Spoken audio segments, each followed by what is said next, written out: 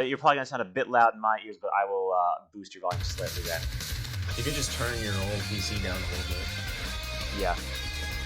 All right, ladies and gentlemen, Lightning Thunderbolt here, and welcome to Sonic and the Fallen Star, the Sage 2022 edition by Stardrop. Now, we are here not only to talk about how amazing this game is, but the fact that the soundtrack is absolute fire. So, joining me in the chat today, you know her well, the one, the only, Hollie Taylor, ladies and gentlemen, lead composer of Sonic and the Fallen Star. She is here with us. I'm not going to be talking about how amazing the soundtrack is, for the record. Yep, that's up. You just leave that up to me. Yeah. But anyway, so this was actually featured before Sage, just to let you all know. But this is the Sage version, so you can choose from either soundtrack. So what we're going to do is, obviously we're going to have Hollie's soundtrack on since we're interviewing her. So we're just going to just jump right into the game, pick a new file, and we're going to go ahead and get started. I like to think of High's soundtrack as the Tails soundtrack, especially because mine is blue and Tails is orange. You know what? His is orange. I do vibe with that, actually. And that's in the sound test. I wonder if Stardrop did that intentionally. I never asked him. Oh, just the ride symbol here when it was like landing. Oh yeah, I did like a key change within the first like 10 seconds of cutscene song. Yeah, which was like, and you like let it into like the key of this first zone perfectly, and just the ride symbol when the plane was landing was just a fantastic feature. It's like, oh, get ready, you're about to start. All right, yeah, looks like my input is fine, so everything is good. Yeah, now that we're in the game, I'm not gonna be able to hear my own music because I have the stream muted, so my voice isn't doubled. Yeah, at certain points you can unmute if like I have a question about something, but yeah. I guess you can double check, like, how are things sounding? Like, are our voices still coming through okay? Chat, do we sound okay?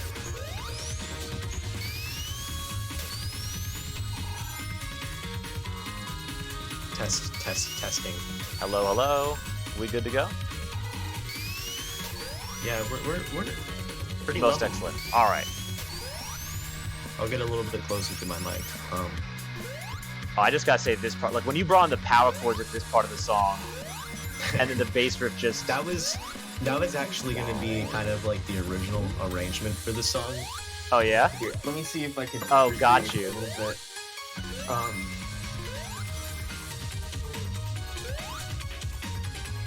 Yeah, I don't hear much too background, so you're fine. Too much background. I don't even remember what I was going to do. But it was going to be power chords for the whole song, and I was like, that might be a bit much for a classic Sonic game. Yeah, I kind of understand where you're coming from there. I think the first couple stages are lower, actually. Yeah, it's on the bottom route. Yeah, anyone's on this, do point them out, because obviously we going for those emeralds. Yeah, go to the left there. Oh, my bad. Okay, the slight delay might be... No, we're okay, we're okay. When it comes to these. Yeah, so it's gonna be like... Yeah. I don't even remember. Oh, we get some exclusive piano, let's go. I just knocked my straightener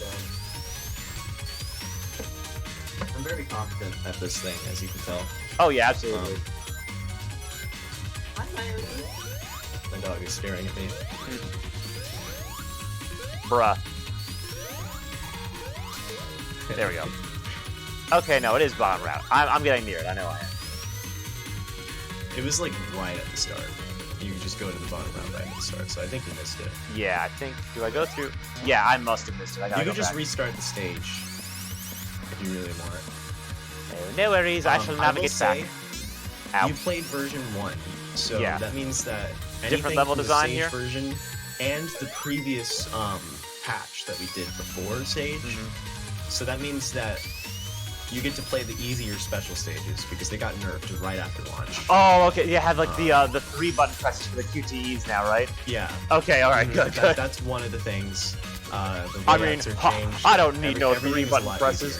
I played the Giga Chad difficulty. That's right. Yeah. So in your Giga Chad difficulty, it was 2 seconds to press 4 buttons, and the face buttons were included. Now it's 3 seconds to press 3 buttons, and it's only the directional buttons. Oh, all right. That is a little bit. So it's still kind of an issue. You could still be moving, and it could screw you over. But other than that, they should be pretty doable. And speaking of special stages, now we need to talk about this absolute bop of a special stage track, because I know I've gushed about this a lot, but I think this might be my favorite track in the entire game. I actually wrote this song for a different project in 2020 for another special stage song. Really? The project was called Sonic DVD. Wait, really? Oh, I remember that one. That was featured at Sage 2, wasn't it? Yeah. Sage 2020, I believe. Yeah. It could be 2021. But I did the menu song for that, if you remember what it sounds like. I don't think you do, but it sounds like... Oh, yeah. I have slowed down. I don't even remember. But I was on that project for a while, but a lot of, like, difficulties in terms of, like, my computer. Sure. I had a hard drive crash, and then my computer broke down. So there was a lot preventing me from working on it, and there was just some general, like, creative disagreements. I really hope that garage door opening doesn't pick up on my mic. No, I didn't hear anything. You're fine.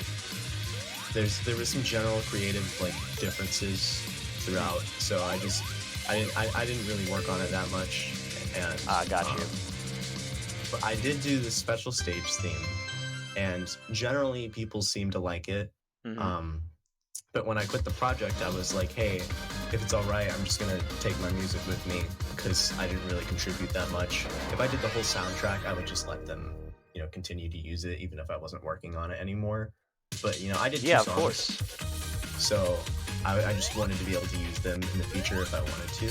And so for a while, this special stage song, the old version of it for DVD, was kind of just sitting on SoundCloud for a while. And it got got like 4,000 plays, which was my most played song at the time. Wow. But I decided, I originally had a different special stage song completely written and finished for Fallen Star, because I just wanted to, move on and do something new. Oh, sure. But I ended up just deciding, you know what, this song that I wrote for DVD is perfectly good, as is. But I do want to go through and re-record the guitar, because it was originally a synth guitar, and I wanted to re-record it with an actual guitar.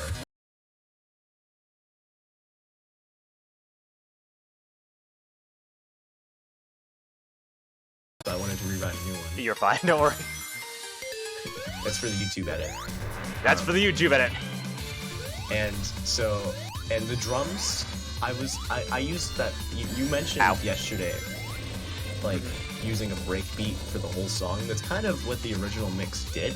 I did chop it up here and there, but I decided it should be used more as, like, just something that, like, emphasizes, like, those parts. And I wanted to re-record and rewrite new drums over the whole thing. Like an acoustic drumming style. So that's what I did. Yeah, and I noticed that, because it made it sound more authentic, actually. The whole new mix is like one of my favorite things I've ever done. I think I sufficiently improved the original version of the song. What I really liked about the special stage theme was how you use the ride bell on the offbeat for the second loop through it, and then when you did the lead back, it sort of was breakbeat, cutting the beats in half almost, and then using the ride bell on the main beat rather than the offbeat, which is I thought that was attention to detail was insane. Yep. Yeah, I love that stuff. Yeah. And you'd be surprised how few composers actually use that today, which is I'm thrilled. The whole song is just about driving you forward nonstop, because Sonic is never going to stop running. Exactly. So there's every single moment it's going to be, you're reacting quickly. It's just constant, just being attentive, and it gets a little ridiculous sometimes. So I was like. Shout out to Stardrop, by the way, for for just allowing you to like curl from like the spring jumps, because that is a godsend. Shoutouts to Stardrop for everything in this game. Yeah, Considering for he made the real. whole thing. Everything other than the music, the Metal Sonic sprite, and I think Interesting the choice of like the more Scarlet styled like Metal Sonic. Yeah. Okay. So internally we call him Hell Sonic. Interesting. There's sort of like I'll explain it when you get to the boss. But there's like reasons he's like that. Okay, I actually had to stop real quick because there's a part coming up with the saxophone here. I think it's no way, it's the trumpets now actually. I shouldn't get too ahead of myself, so I'm going to talk about whatever stage you're playing. We're on Sapphire Sights 2, I'll I think, try now. to keep to that. So you're playing Here Sapphire it Sights is. Act 2. This Oh, song yes. was one of the last songs I wrote for the soundtrack. No kidding, huh? It was like May, I think it was May, and the soundtrack finished in June. Basically, we had this whole thing where, you know, my sister was going to college, we dropped her off, I helped her move in, and on our way home, we broke down on the highway.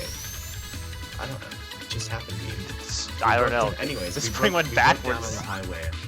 We were there for 7 hours straight, just stranded, not doing anything. We were being like, I think we were being like scammed by some roadside assistance company. Seriously?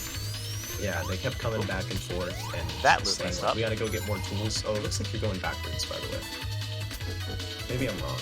No, I think this is the right way. I think the special state. Yeah, it's right here. I remember. Okay. Yes, we are good. But yeah, I came home. I had the idea for Sapphire Sights Act 2 in my head that whole time. And so when we got home, it was like 2 a.m. But I woke up the next day and I still had the idea. So I was like, I'm just gonna go ham. Yeah, might as well. All this down. It took like a couple days to get it finished, which it's not normal for me with this soundtrack. But it ended up being one of the most detailed and polished, and like I just stuffed that song full of like ideas and stuff. Well, it definitely paid off because, like, you know, I was noticing stuff even now that I hadn't before. Like, you know, how you waited to bring in the trumpets and then the saxophone was kind of like just the final course, like the dessert after everything else, which I thought was just beautiful. Yeah, I was very happy with the result when I finished. As you should be. It was very difficult to mix it though. I think there's still things I wish I did differently on the mix. Yeah, I get you. That kind of applies to this whole soundtrack. I mean, I think it applies to every song that you write. It's just like the idea is just, you know, you can mix it as much as you can, but like at the end of the day, it's like it's never gonna sound perfect. I was gonna hit up a friend to help me mix and master the soundtrack, but he kind of like fell off the face of the earth, and I just stopped talking to people for the most part. Oh, that's unfortunate. So I ended up doing it myself, and I'm pretty happy with the result overall. I had to master it separately for the game. It's a more compressed, like louder version. And obviously I had to loop the songs. And looping the songs alone was like such a, like, when you're already done with the whole soundtrack and you just want to like be done, you want to be finished, you know, you mastered it, and you're still not done because you have to loop the songs now. Right, because that's the responsibility of the audio engineer. But yeah, I did notice that there, I think despite that, like no matter what you do, it's like I think there was still a few, I didn't notice it here as much. For some reason, there's still a few audio glitches where like there's like this little blip like right where the loop is. Pause yeah, it's like dang it, why does that happen? That's the engine's fault. Oh, I wanted to actually ask you about the Invincible theme and the speed. So interestingly, most people usually when they're composing choose to make the Invincible theme sound like the main theme, which it's kind of there, but you did that more with the Speed Choose theme actually, which I found fascinating. It's because the game's a fast game, so I think of that theme as like a theme of going fast. You know, that actually makes sense. The invincibility theme is like it's its own motif, and I use that motif in the True Final Boss theme, because you're invincible, obviously, with the True Final Boss. Oh, right, yeah. So I just wanted it to be like a little thing. I don't know how many people have noticed that I use the motif in the True Final Boss theme.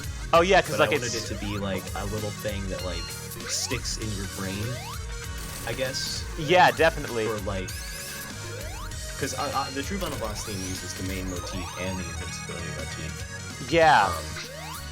What I found if interesting. the invincibility motif also used the main theme, then like in the True Final Boss theme, you wouldn't be thinking of invincibility if it was just the main theme. Yeah. Its own motif. It's kind of hard to explain. No, I sort of get it. And what was interesting is like, you know, I like the sort of orchestral. I don't want to kind of say Kirby sound, but there was like I wonder if Stardrop actually wanted that kind of influence with the game. Actually, when it came to the soundtrack, he didn't tell me to do anything. He didn't ask for anything of me. He didn't have any sort of direction to take it.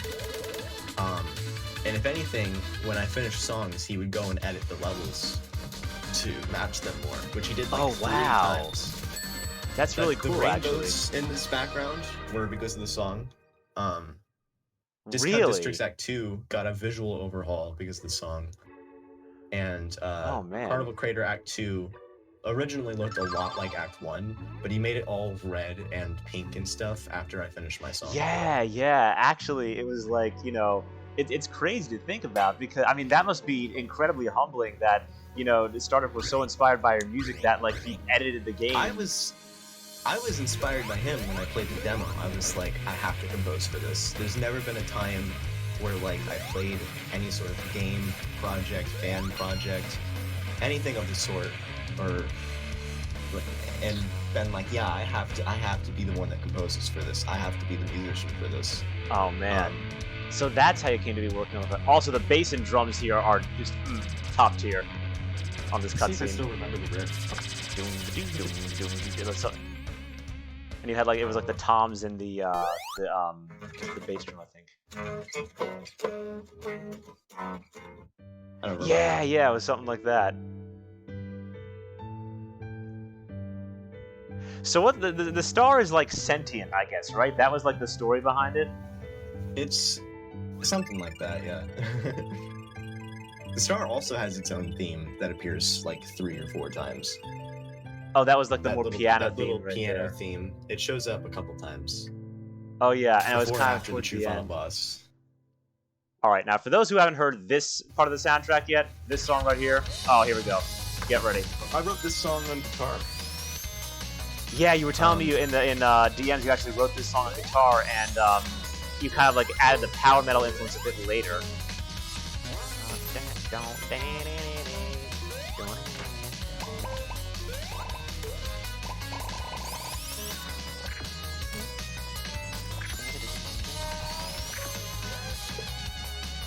Now see right there, I do have to talk about that. The 1 octave 7th. Yep, I'm like the ice cap. The ice cap hook, because like 1 octave minor 7th. I know. I am a firm believer in the idea that like if you listen carefully enough, you can kind of pick out like a musician sort of, like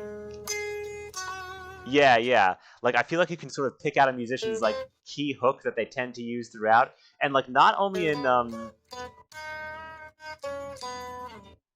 it's like you can sort of like pick it out like throughout the entire soundtrack. Like I think you used it a little bit in some in Carnival Crater, some in the Ice World too. But what I was noticing was Carnival Crater. Carnival Crater's got the. Yep. Yeah, I love minor 7s in general. Yeah, I mean it's a great riff too. If you want, starting melody on the root is it's very typical. And then following up the melody, like following up the root with the octaves is also very typical. I kind of wanted like a more improvised feel with some of the melodies. And so like a lot of the ideas would be like my first idea. Oh, I hate those enemies. Because I just wanted to capture my dog is barking. You're fine. I'm running into enemies. Things are going great right now. I totally haven't missed. Oh, I heard the one. There she goes. least I let her out of my room before she started. Oh, I didn't even know. Is that a marimba you put in this one? I don't think there's a marimba in this song. There's a steel drum. Oh, that might be what it is. I'm glad my dog barked me in the movie. No, you're fine. Whatever it is, it works. Yeah, I did a very non-traditional steel drum solo. I'm sure I missed a warp ring back here, because I know there's like another one somewhere. There's like a slight tropical beach theme to this Oh, level. yep, I knew it. I knew it. That means you know, steel drum. You know, you got to use it somewhere. That's You just know the what? video True, game you're right. Tropical thing. But I was like, you know, that's kind of lame. Obviously, the whole song doesn't really sound like a typical beach theme. Yeah, because of the So tropical, like, you know, you actually blended it pretty well. What if I just do like a crazy, you know, the song comes down and then it builds up and then we have like a really fast, really energetic steel drum solo that nobody's ever done before. I mean, I certainly out never very saw it well. playing, but like it worked really well. Because with steel drums, usually it's like, Yeah, exactly. you know, like, Ow. You've always got like a very maximalist, you know, jazzy beach theme with steel drums and stuff. And I love that stuff too, don't get me wrong, but I wanted to like fuse it with electronic and stuff like that in a way I hadn't heard before. Because the whole soundtrack was just a lot of things that I wanted to like do things I hadn't heard before. Yeah, I mean, and you know, like it's like unique is what you were going for. Like you certainly like nailed that feel, and not only that, like it just sounds pleasing to listen to. Yeah. When I guess I should get into my method a little bit more now. Yeah, I absolutely, played go the for game, it. Every level, I think I have some sort of undiagnosed synesthesia or something. Oh, go on. AKA you can cure colors. And the whole game kind of had a very specific visual style. It's like got a lot of pastel colors, a lot of blue everywhere. And everything's just kind of bright in your face all the time. And I wanted to do music that was the same way. And so when I played the demo, and I continued to replay it and watch other people play it, it's kind of all about capturing the emotion that I felt when I played it. Not necessarily like, oh, they send me screenshots and I look at it and it's like, No, you know, you're I'm right. It's basing got to off be in the that. moment, and it's interesting There's because a certain length to every level. There's a certain every level's paced differently. There's fast paced throughout the whole thing, but like what you're actually doing in the level will vary. And so I wanted to make sure every single song was like capturing that. Okay, gotta as ask well this enemy as right actually here, real quick. Why is this just Togetic? It's literally Togetic. The guy with the beak, the bird. I don't even know what that is. Oh, it looked like this one Pokemon that I saw from somewhere, but like, Okay, it sounded like a Pokemon name. yeah, but like, what else was it? Literally, he just put like the piranha plants and the poison mushrooms in what was it? Gusty Greenhouse, and I was like, an act two, I'm like, all right, those are That's blade a greenhouse. It's like they're plants. All right. I It's guess not you can. necessarily Mario. I guess you can kind of get away with that. I mean, it's an endearing reference. It's like, hey, he was with Mario in the Olympic Games. That's fine. Sure, we'll go with that. But let's go with that. It's actually a reference to Mario in Sonic's World, or whatever that Flash game was called. Oh god. Oh yeah. That's an OG. That was like a long time ago. I used to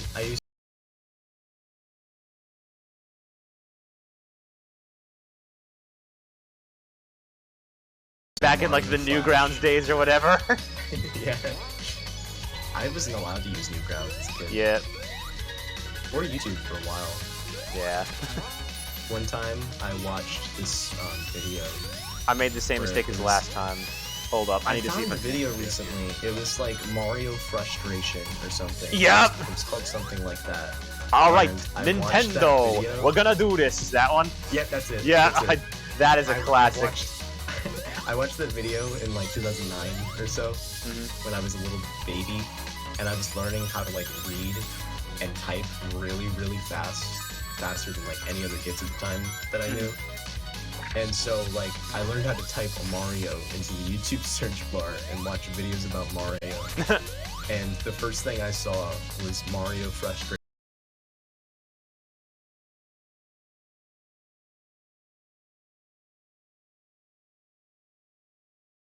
Like, okay, you're banned from YouTube. You're banned from YouTube?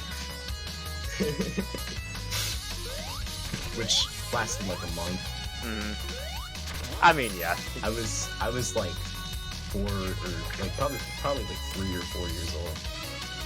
I'm probably not gonna go backwards because I know there's a warp ring there, but like I'm It's kind of hard to go backwards in this level considering it's like so straightforward. I gotta say the blending, because we should get back to music discussion here. We kind of got sidetracked, but you know it's cool. The piano and synths blend like really, really well here. I love my piano and synths. I love rock songs with synths. And when it comes to video games, my taste is very different when it's like not a video game. But here we go. This soundtrack is very inspired by Super Meat Boy and like Mega Man X. Mega Man X4, X6. Yeah, I was gonna say, like, especially in I think what is this, tropical tracks that we're in. Yeah, I was noticing particularly a lot of Mega Man influence as well. And I gotta say, it's like it is particularly difficult to do like power metal right, because I was suffering with this too, where like the synths were almost like I was making them almost too powerful, kind of. But like you actually blended them really well, and I was glad you were able to do that. Yeah, don't go for those rings over that ramp, by the way, that are over the pit. Yeah, no, they are traps. They are. I saw that. Like, you remember, right? You remember from my video? I was like, nope, that's a trap. You can get them. You can get them, but you shouldn't. Yeah, exactly. I love the little adventure pose he does there. There's not a lot of chat discussion at the moment. Yeah, no, it's all right. I think I usually stream like later. I think, and it's like a Thursday afternoon stream, so I think that's why there's not as much. But that is okay. We'll probably in here maybe. Yeah, absolutely. No need to worry. I mean, this gives us more opportunities to actually talk about some of the interview questions too. Bro, none of my friends are online either. What happened today? No, I think it's because like it's just a Thursday afternoon stream. It's just like we're not gonna get many watching at this exact time. That's fair. That's usually prime time for me to call my friends. But I guess it's different depending on everyone. Hollie, I'm requiring of more rank. I require more rank. Okay.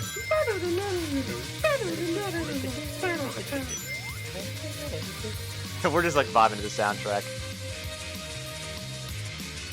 Jay did tell me that he was he wanted to watch. Oh yeah. I pity that. Yeah. I just hooked up Ethernet, and it's like the very first time I've had good internet in my life, and it's a feeling like no other. Don't you love that feeling? Non-stop.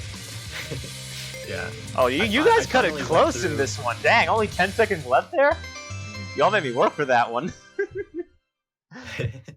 The circumstances of the special stages are in the beholder's behalf. Not hate the player, not the game. Yeah, it'd be like that sometimes. But yeah, I guess now would be a good time to actually talk about, like, with all of what you did for the soundtrack, what were some of your musical influences, you would say? Like, whether it be original or, like, going into this? You have no idea. Oh, by all means, go off. How long this question answer is going to be. Give me a moment, let me open up my YouTube playlist. You're fine.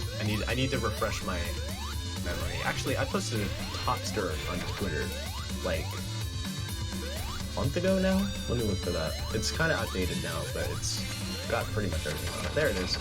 Oh, that's a new attack. Oh, okay. He shoots it up rather than doing the butt laser. That boss has a lot of attacks that you will never see because it's so because he's so pathetically easy. Yeah, he's a pushover. But he's not. He doesn't want you to think he's a pushover, but he is.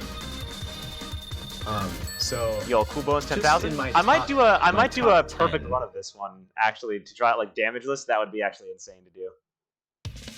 That would be insane. Have you not gotten hit up yet? No, I've gotten hit plenty of times. I think I just didn't get hit in that zone. No, actually, I did get hit in that zone. Wait, that was weird. But anyway, continue, please. So, I've got my topster pulled up here, and my top 10 albums. It's probably not the same anymore. It was at the moment when I made this. Number 10 was Tyler the Creator, Igor, which is a masterpiece. Wow. Number 9 was Whatever and Ever Amen by Ben Folds 5, another masterpiece. Number 8 is The Self-Titled by Ben Folds 5, another masterpiece. Number 7 was Is This It by The Strokes. That's just a classic. Ah, The Strokes, good band, good band. Every song on that album is the perfect, like, encapsulation of indie rock. It's everything I love about the genre. And then number 6, we've got Kid A by Radiohead. That's a given. If you're a millennial or a Gen Z or listening to music, you know that album.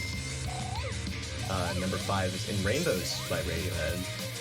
Number 4 is Favorite Worst Nightmare by Arctic Monkeys. Number 3 is The Unauthorized Biography of Reinhold Messner by Ben Folds 5. Number 2 is Whatever People Say I Am, That's What I'm Not by Arctic Monkeys. And number 1 is A Moon-Shaped Pool by Radiohead.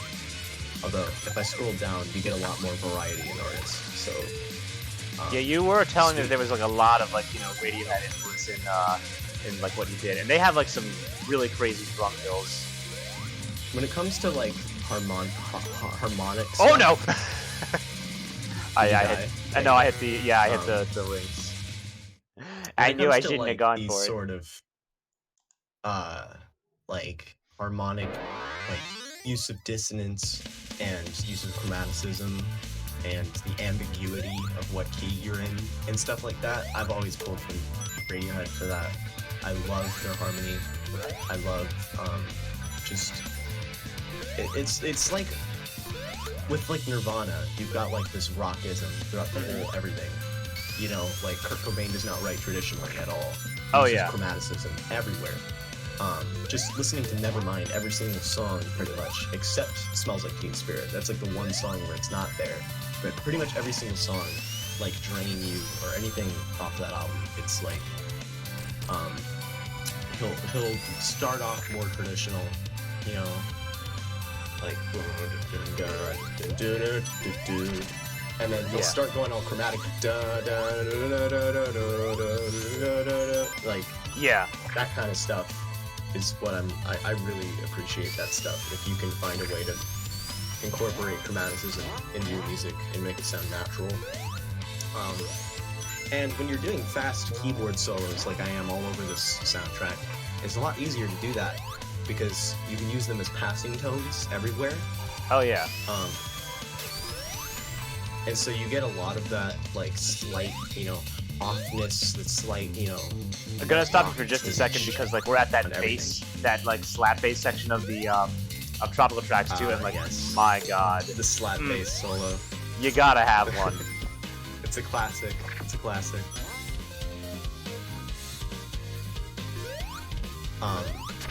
But yes, yeah, that's me on a keyboard. I've got a really good bass VST. It's called Ample Bass J. Really, any Ample Bass plugin is fantastic. They're sampled basses, and they're so like perfectly modeled to like play like the fret sounds at the perfect time. And the articulations sound great, all of them. Like what was that plugin called? Sample Bass J, you said? Ample Bass. Ample Bass J. Oh, very cool. I'll look into that actually.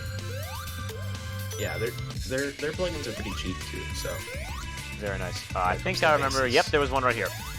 All right, we got it now. I just have to not hit the trap rings. I like some of them were trolls, but I did like how Stardrop was like, "Oh, you want rings? No, you're not getting those. That's death." It's like it makes you think. It's like you can't just get those for free. One thing I will mention is with this whole soundtrack, or at least in like I guess more of like the later parts of the game, there's a lot of hip hop influence. Because I don't just listen to rock, I love hip hop and rap just as much. Which I'm not sure how familiar you are with like that genre. Yeah, not as much, but like there are a few like gems in there that I've heard for sure. Yeah, I love sort of 90s production and stuff with hip hop, and I love some modern production as well. Like Tyler the Creator uses a lot of like neo soul type of music, where it's like soul with synths everywhere. Yeah. And like piano, like gorgeous piano solos that he does, because he's also a piano player. Oh yeah, you gotta have that piano in there. Tyler the Creator is like one of the most prolific musicians of our time, and he's not treated as such, which is a crime. Bars. I really appreciate his stuff, and I pull from it a lot in terms of his production. Naturally, I assume then being like a Sonic Sega fan as well, like Jet Set Radio has to be like among some of your like favorite influences as well. Yeah, I love Naganuma stuff. I'm not like crazy about it like some other people are. Because like I said, kind of with Highest soundtrack, he's kind of more of a DJ than a composer. Interesting. And Naganuma's kind of the same way. But I also appreciate that style of music a lot. Like, his production doesn't sound like anyone else, and I really look for that in musicians a lot. So Conic has a question from Jay here, and I actually was planning on asking this one myself. So he was asking, what is your favorite track? I don't know if it's from the soundtrack, but just the favorite track that he's composed. I guess in general, or from the entire soundtrack? My favorite track that I've composed in this soundtrack and in general would be the True Final Boss theme. That definitely makes sense. Magnum opus. That is, I intend to top that song. I intend to improve my craft more beyond that. But in terms of like what my skill level is at right now, that's like my highest level of composition and production and all that stuff. While we're talking about that, because we will hear it later. Of everything I've learned from the past year and a half. Right, but yeah, I did notice it, as a matter of fact, like when you were composing that, if I'm not mistaken, did you happen to use the Picardy third in that song, where you kind of like went up to the major third, when you were like you started out in, I think it was like in I think it was like F minor, and then you went up to like an F major for like the Invincible reference. You have got it perfectly. Well, I do have perfect pitch, but yeah, the use of like that Picardy third philosophy, I love that. The song starts in F minor. Using the major third and the fifth, you can modulate to the parallel key, and so the transition to F major is a little less, like perfect. You can tell it's modulating to a different key, just as a casual listener. But the best thing I've ever written, the best thing I've ever composed, is the transition back to F minor. Oh yeah, true. Actually, it's been a while since I've heard that. I gotta listen to that again. Yeah, why is the screen not scrolling? Bruh. You have to stand still sometimes for that. Yeah, I got. Oh, we need to talk about this sound. This one too, because oh yeah, this one's one of my favorites too. I don't remember how to play the riff. I have the down tune for it though, so give me a second. Yeah.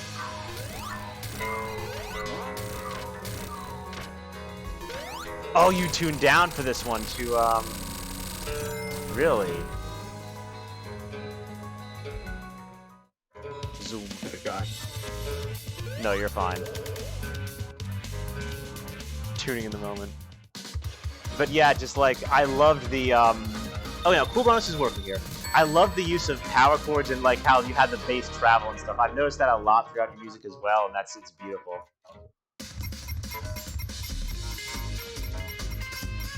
That's a classic riff. I thought of that once. Ooh, in this cutscene, I forgot how soulful the guitar was here. Oh yeah.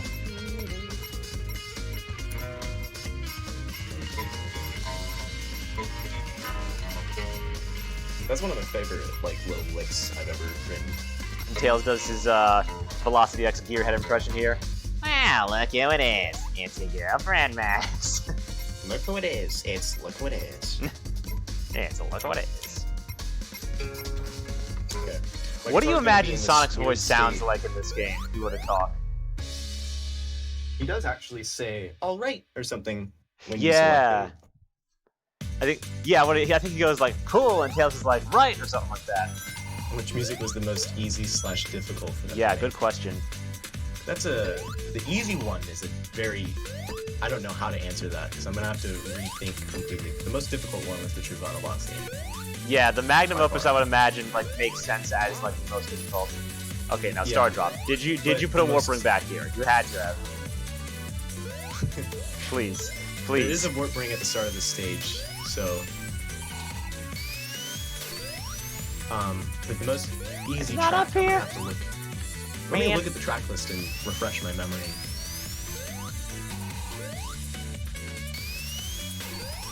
Because I don't know the answer to that. You went like right Uh, into the horns here on Discount Discus, which I love. Oh yeah, this song is one of my favorites as well.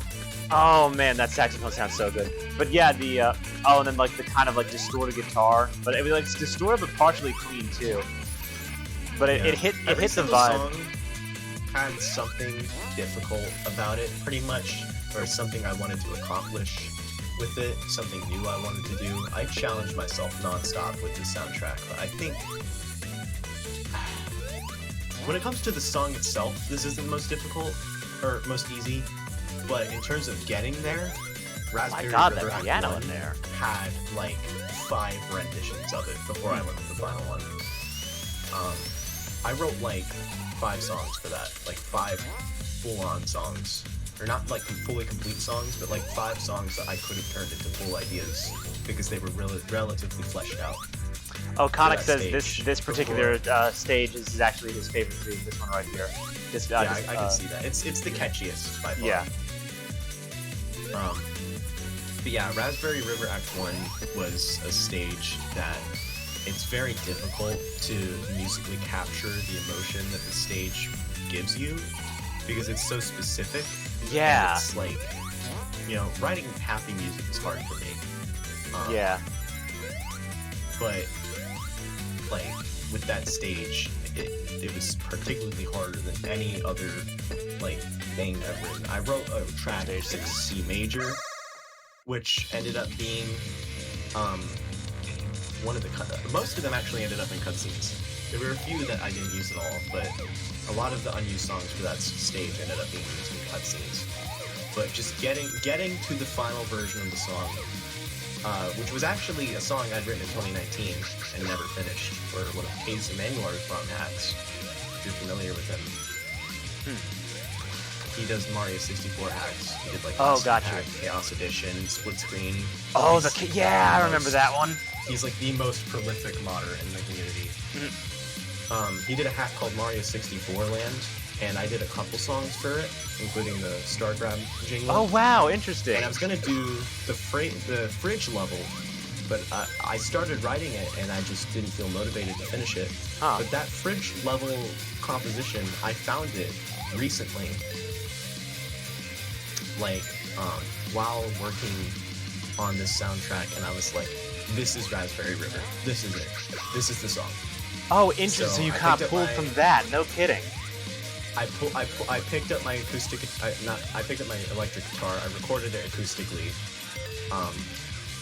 and that was the basis for the new version. With it's got like new sections and chords and flute solo and all that stuff. Nice.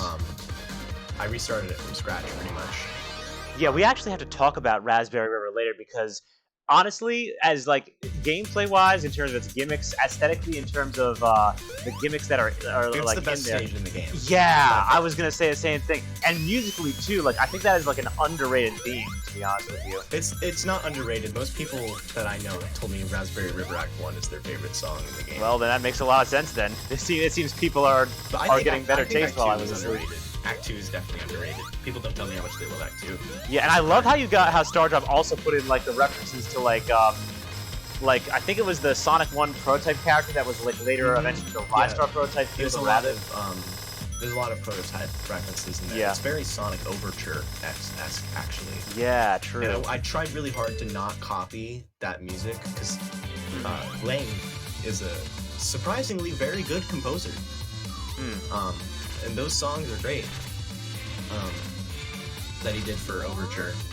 But anyways, back to writing that song. It was probably the most difficult one, actually, to like get to that point because it was so like hard to capture the emotion that the stage gives you. It was so hard to like really score it, I guess, in a way that I think matched the level and was a good song.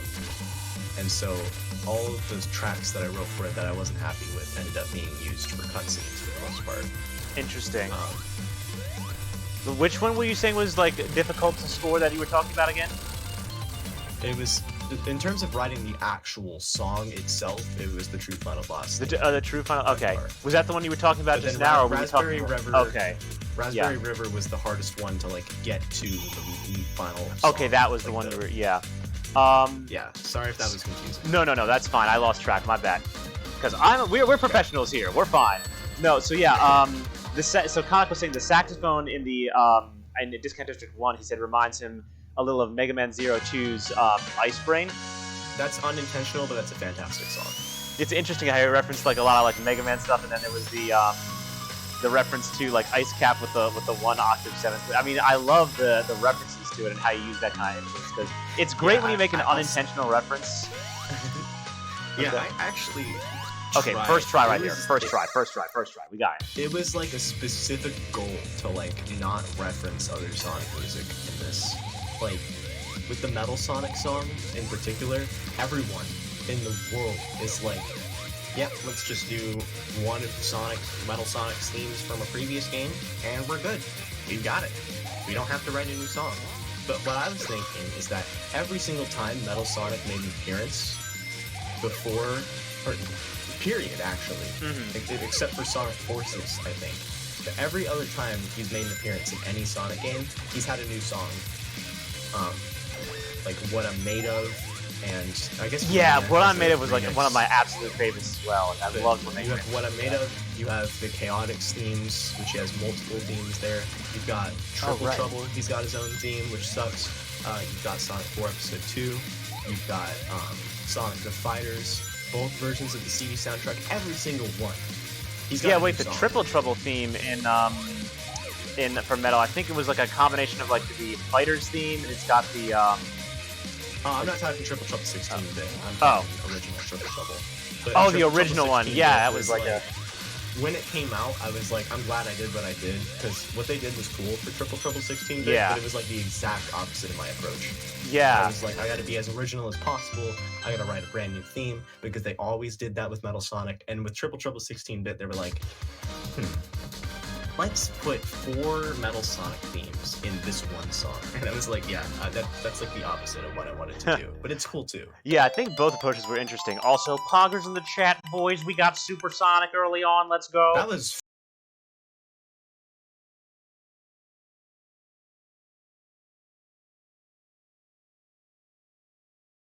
because I didn't get to a Carnival Crater, but like we good now. You were really good at the QTEs. Yo, I appreciate that. Thank you. Actually, now that we're talking about Supersonic, I do have to ask. So, did Stardrop specifically say he didn't want a Supersonic theme, or was that me and Stardrop both hate super themes so much? So interesting. It was never gonna happen. There was never any point where we were even considering adding a super theme because we both hate them. Got you. I will admit, like, I'm kind of the opposite on that. I'm like, I like to have like that one super team to give me that sense of power, because I like the. I was considering making it an option in the stage version, and I was gonna just extend the title screen theme, but I didn't get around to it because a lot of other stuff happens that prevented me from really working on the music. That makes sense. But listen, I totally understand it and everything. It's like, honestly, it's not everyone's cup of tea, but that's perfectly fine, you know? Yeah, like, Supersonic isn't even the most powerful form in this game. So he really does not need it. Yeah, and that was the other thing that I wanted, because there's no spoiler of it now. He's kind of lame in comparison, you know? Like, he just gets the stage music.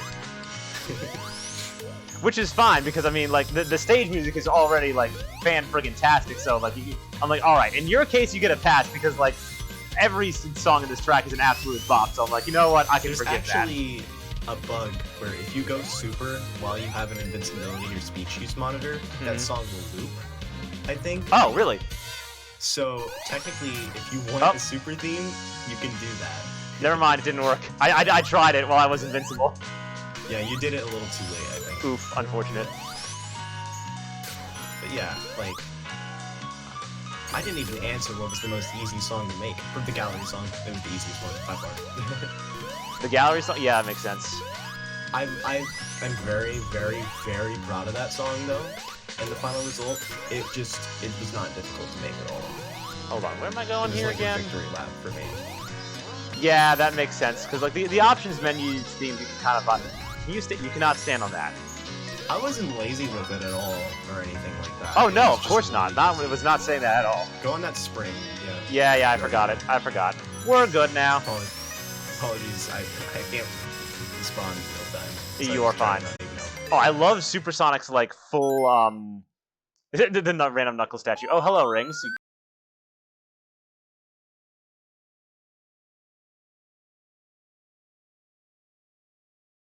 So unbelievably talented. I love the sort of like, you know, almost like sort of pinkish orange hue you sort of went for with him here. That Stardrop went for here. he just looks like extremely powerful and like all everything about him is like. Oh yeah, good. oh yeah. I mean, like look at this max speedrun animation. Like, how do you not love that? That is fantastic. Nyum. Yeah, we can vibe with Supersonic throughout the whole thing. Let's go. 10,000 cool bonus. Let's go. Let's go. But yeah, let's see. Okay. Gotta ask now. Like a little transition to probably some Sonic questions. What was your favorite? Who's your favorite Sonic character and why? I don't know. I like the concept of Amy, but I don't like how she's written, so I don't know. Yeah, I'm kind of the same way with you. And actually, you know, it's interesting you say that because Tails is doing the whole Mario got a star animation Dude, we here. got 2 gamers in chat now. Yo, let's go. They are. These are both some of my pals. It's Conic and Jay. Yo, The what's gamer up, Jay? duo. Glad to see you here. Yep, that is Jay. But yeah, interesting you bring up Amy because Oakley, my girlfriend, is also a huge Amy Rose fan. So actually, I would be a huge Amy Rose fan if she just like continued being good after Adventure 2. Yep. See, it's interesting you bring this up because, like, you know, I mean, with me, I grew up with like the Archie comics, and it's like I always kind of wanted Amy to sort of mature a little bit and pass the whole like, oh, obsessed with Sonic type thing. Because I liked how Sally was like, even like. I don't even know, because Heroes, she's supposed to be more like independent in that game, but the way she's written, it's not really like that. Yeah, exactly. There's parts about Heroes and 06 where I like Amy's characterization. Yeah. But they're few and far between when it comes to those games. And after Unleashed and onwards, like... Oh, the detuned guitar on this cutscene was really great, by the way. Oh yeah, that's a sample actually. I don't remember which sample pack I got it from. But I approached that song like a hip-hop track, if you want an example. Oh yeah, no, and you nailed it too. The hip-hop influence. And like honestly, like all of this music for Discount District was really well. Given like the urban theme of the aesthetic, it's like, yeah, I mean, if you and Stardrop were like collaborating on like or like coordinating on that, like you guys absolutely nailed it for that. The game was done pretty much when I was brought on, for the most part. Because I joined after the demo was already released. That's why there's no original music in the demo. Oh, Bubble Blossom now. This zone is so good. Yeah, it's one of the most unique songs in the soundtrack. Bubble Blossom. Definitely. But yeah, like for the most part, I was doing this on my own. It was like its own separate project really from the game, because there wasn't really much like in between. You know, passing off one thing, and then, you know, one person does the other thing, and then Stardrop tells me what to do for this and this and this, because that just didn't really happen. I did everything on my own pretty much, and it was a really unique process, because I had full creative control over every single thing. Oh, that's beautiful. For this soundtrack. And so, anything, I'm surprised it turned out as well as it did, really. I think the community is absolutely thrilled with the result, too. I'm not really a fan of, like, when people are, like, super controlling of the music, especially people who don't know how to make music. Exactly. Stardrop has actually started making music a little bit, but for the most part, he's inexperienced. And so if he was super controlling in the soundtrack and he wanted it done in a very specific way, Like, if I hopped on the project and he was like, hey, can you do Mania 2? I would just be like, I'm not interested in that, sorry. And so I really appreciate the fact that he just gave me full control and let me do my thing, because for the most part, I know what I'm doing. Yeah, absolutely. So I'm very happy with the result. And I'm very happy that I got to work with him, because he's such a great sport. He's such a great person to work with. Every single time I sent him anything, he would just spam keys and be like, yo, this is the sickest thing I've ever heard. And it's just so, like, nobody else does that to the extent he does. But well, yeah, and I mean, like, you know, he obviously adjusting the game based on my soundtrack and stuff like that. And the fact that he was just so supportive the whole time. Like, he's by far the best developer I've ever worked with and will ever work with, period. Yeah, I mean, and it really shows in the final product, too. I know we've been talking a lot about the soundtrack, that's like the point of this interview and everything. But for real, again, I have to say shout out to Stardrop, because, like, I mean, the game plays really well, his passion for it shows, and the fact that he was able to work with you so well and just kind of give you the creative freedom to just do your thing. Like, both of you were working independently, yet, like, coordinating to make sure you both, like, complemented each other perfectly. And I think that's really one of the reasons, like, why this game turned out so well. If you ask me, he's the most talented game developer I know, period. Oh, and we gotta talk about this. Insane work. So this thing, where you actually did, like, the sort of the high pass filter from Act 1 at the beginning, and then in Act 2 you just bring it in, like, that was It's actually beautiful. A band pass filter. Oh, what was it again? It's technically a band pass. Oh, got you, okay. It's in the middle, not the high end. Ah, interesting. Okay, good to know, thank you. The cuts are at the low end and the high end, which is called the band pass. Oh, cool. But also, I was gonna just straight up, like, record the song again from my phone or something, but I just ended up doing, like, a vinyl filter or some sort. You guys hit the warp rings really well in this one. It's like, wait, where even were these? I couldn't find a single one in this on the first playthrough. Oh, okay. Oh, wait, no, I see what you gotta do. The monitor collision is a little bit jank. I mean, as you can tell from the yeah, because didn't you actually pass a glitch that I found, like the super bounce glitch onto Stardrop from, like, what I went through the ceiling on the demo, I think. Yeah, I remember that. Jump into the corner of a monitor. There is a chance, we don't know why, we have no idea how it happens or how to fix it, but the monitor just goes up. I don't know why. So weird, honestly. It's such a weird bug, and it's core specific, so it's like we don't even know how to fix it. It's just so stupid. I've troubleshooted it. When it comes to, like, playtesting, I was also, like, pretty much I wasn't the playtester for this game. There were a lot of. But you were, like, one of the major, because I was gonna actually ask you about that too. Yeah. And so anytime Stardrop was, like, fixing a bug, he would, like, send the builds to me and stuff, and he would, like, stress test. And I would give him, like, long lists of, like, little tiny nitpicks or things he could fix. Oh, yeah. And as a result, I know this game inside and out, and I know every, like, iteration of it. Oh, and, like, it's perfect, too, because, like, you know, then you can, like, probably tell me some of the details that I had missed, too. Yeah. There's Easter eggs everywhere in this game. Oh, cool! He even put the sprites in for Supersonic as well. That attention to detail. Like, he doesn't just stand still. Because I didn't get to play Supersonic in, like, the earlier stages there. He's not an afterthought, that's for sure. He looks fantastic. Yeah. Oh, we're already down here. No, come here. Oh, right, I'm slower underwater. Oh, no. I'm slow. Yeah, this, in my opinion, is probably the best fan game to ever release. And that, like, passion I have about it is exactly why I would work on it.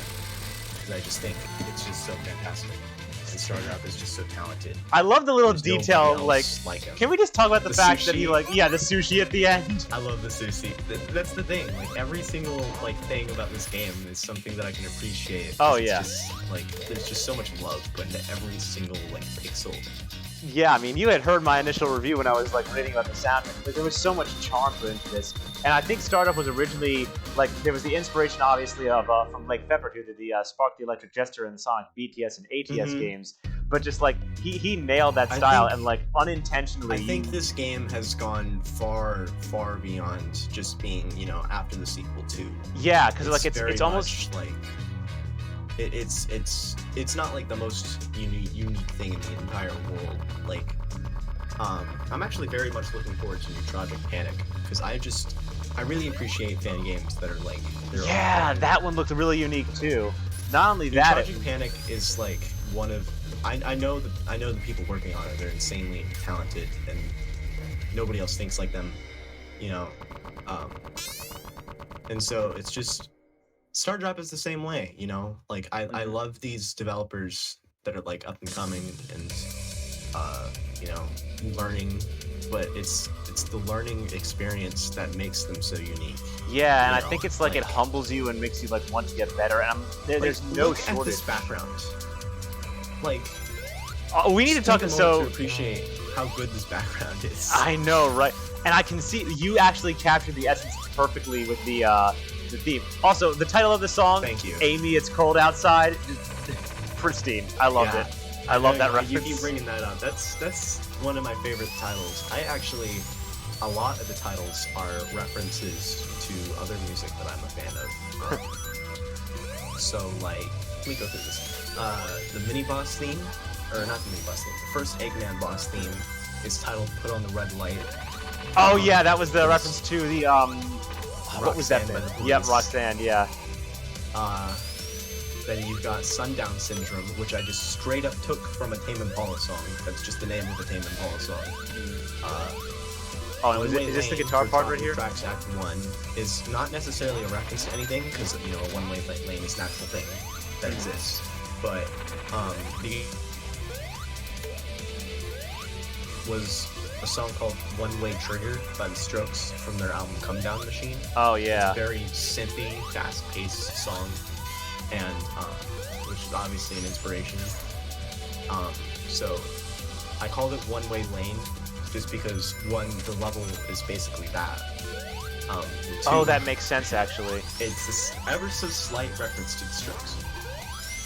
And then Sonic's Last Night in Town for Discounts Districts Act 2 is a reference to Steven's Last Night in Town, which is a Ben Folds 5 song. Oh, right. Bridge Over Bubbling Water. Bridge Over Troubled Water, obviously. Yep. Yeah. Simon and Garfunkel. Yep. And it's interesting that you referenced Simon and Garfunkel because I was noticing a little bit of their influence in your music even here, too. Yeah, exactly. And then Continental Lifts. It's not a reference to anything, but I'm very proud of that name. Oh yeah, that was fantastic. Green is the color for Gusty Greenhouse Act 1. It's a pretty obscure Pink Floyd song. Oh right, yeah, Pink Floyd's a great influence too. Their soundtrack album for More, I believe, is what album that's from. Huge Sprite rotation errors there. I could just say it's not just it's just a reference. It's not stolen because I changed the color to not have a U in it because I'm American. So, aha! See that itty bitty change? It's not the same. And then Life in a Greenhouse for Gusty Greenhouse Act 2 is obviously just Life in a Glass House by Radiohead.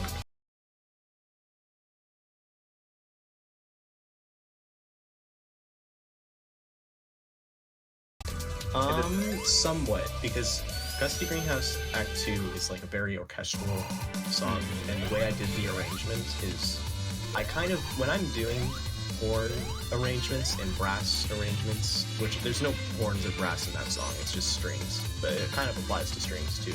I kind of like a slight improvised feeling, or like a slight jazz tinge to everything, and so that's kind of the way I work with those. Is especially Flash Flood, which is not from the soundtrack, but Flash Flood, I wanted the horn section to sound like it was improvised.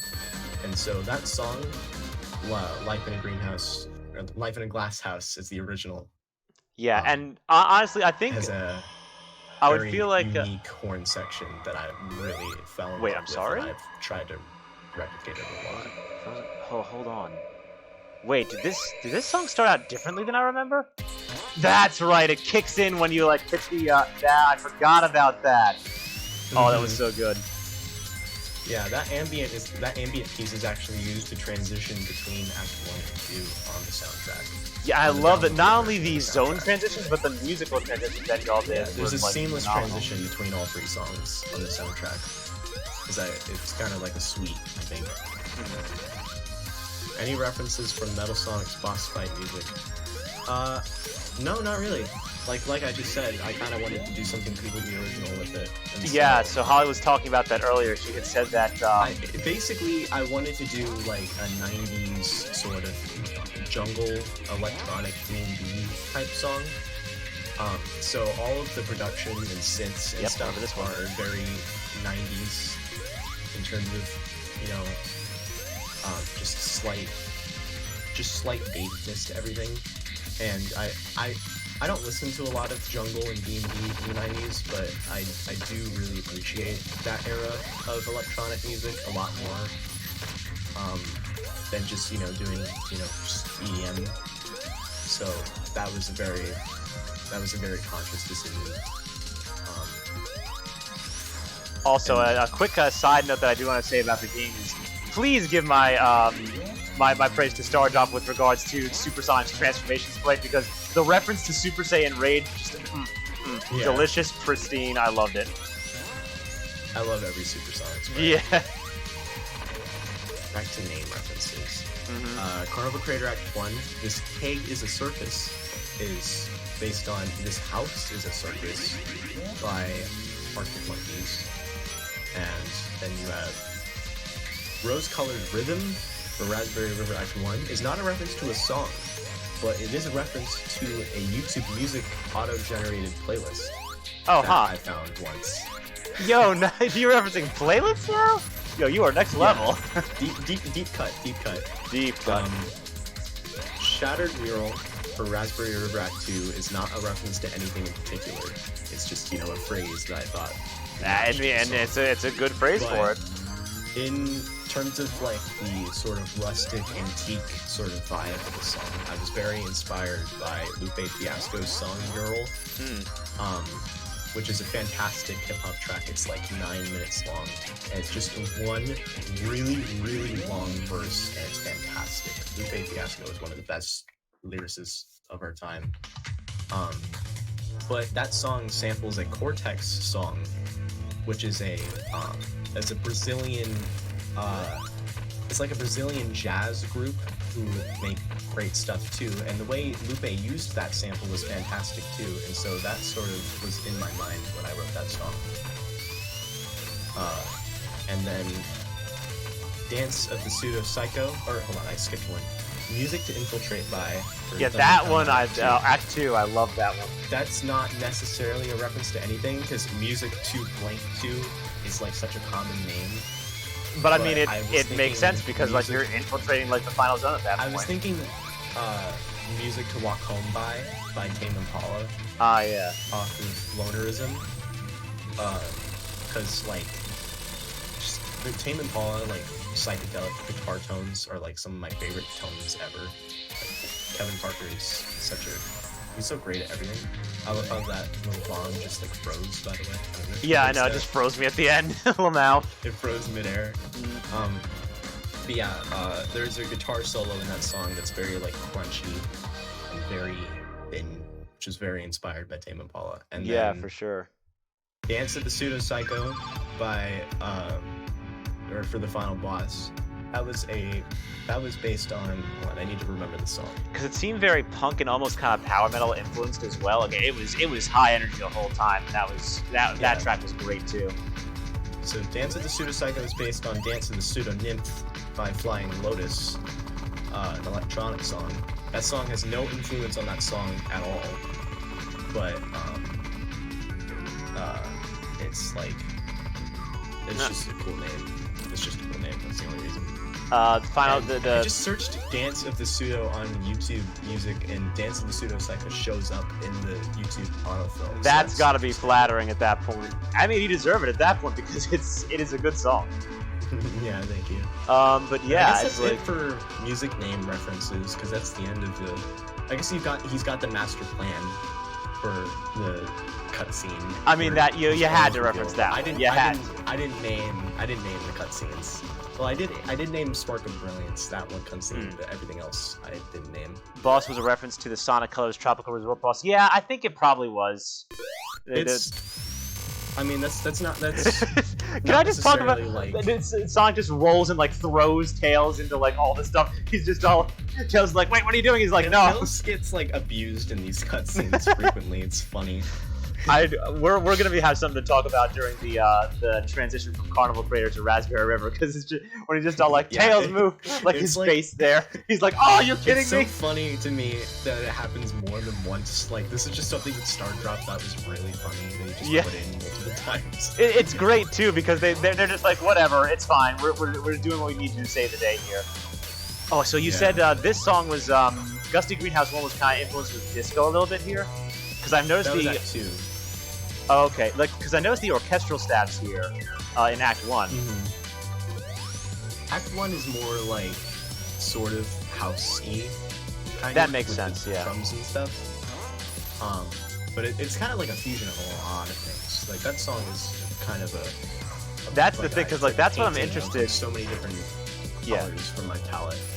Yeah, because like that's what I was just honestly. Oh, I love this enemy, by the way. He's like, I'm gonna get you. Oh no, he figured me out. He tilted lazily to the right. I love every single like little bit of every detail in this game. I know, right? This background is fantastic, by the way. Oh yeah. Oh, also I wanted to talk about the elemental shields we have in this Mario Mushroom Getaway. So we gotta talk about like the shields and stuff, like the fact that he used like reference like some of the color towers, like red burst for the fire shield. But why is the water shield square? That was an interesting choice. And then the lightning shield going down. Very unique. Don't take my word for this, but the way I interpreted the shield like shapes changing is because they do different things, and like with the thunder shield, it sends you downwards and slightly to the right, and so it's shaped like a triangle. Because it's like gives a you the speed sort of motion. Oh yeah, yeah. And then, you know, I don't know why this bubble shield is square, but the fire shield like surrounds you. Yeah. And it's just like I think it's just because he wanted to show that they're not the same, I guess. Yeah, I did think that was interesting. Let me see if I can keep my elemental shield actually. Bring out Supersonic. Just keep you from being surprised when you used it. Oh, I phased through a loop there. We're good. I saw that. Core moment. Core moment. Oh, I did it again! I'm sorry, I'm trying to show how good the game is. I promise, I'm not trying to break it. I don't even know what I was talking about. Oh yeah, the second half of the song, where it goes into halftime with the string section and the synth and stuff. That's like my favorite part of the entire soundtrack. In terms of just one single little section of a song, that's the part that's very inspired by Tyler, the Creator, and his production. It's not necessarily like a rip-off of it, but I was very much thinking that sort of neo-soul type stuff. Was that for Act 2 specifically, you were saying? For Act 1. Oh, okay. Like, right, yeah, I think I'm at it right here. I like the horns, too. This part, right? Yeah. Because I like the horns here, too. That was really good. Yeah. That synth is very Tyler, just Tyler, the Creator. Yeah, that makes sense. Hold up. This string section right here. It's my favorite part of the entire soundtrack. Yeah, I mean, you should be because, like, honestly, I can't tell you how much people will just, like, abuse breakbeat and kind of just, like, turn it into a thing where it's like, oh, let's just make it the whole song. It's like, no, you're supposed to use it as a palette cleanse. I wanted every song to have something surprising or that you weren't expecting. Yeah, and it's like, I gotta say, I love your use of breakbeat throughout the entire soundtrack, because you used it, like, quite literally. I don't want to go as far as to say correctly, but in my opinion, like you used it like where it didn't overstay its welcome, and like it was always pleasant to like hear it because it was like it made you think more, you know? Yeah, I didn't want the songs to blend together. I wanted Yeah. it to be like, you know, every single song was like something new. Now, that I this heard one- yet up to that point. The Gusty Greenhouse 2, while it was a little bit Press Garden influenced in the beginning, like I kind of liked that it like referenced that, because like I mean, this song again, probably top 3 for me of the soundtrack, like genuinely beautiful. I loved what your composition was on this one. This string section is one of my proudest accomplishments. Yeah, like as soon as it gets to the part where like the instruments kind of cut out a little bit, and then like the strings just kind of take precedence, like that was... Yeah. I love that part. Yeah, same. Like I think we're actually coming up to it now. Yep.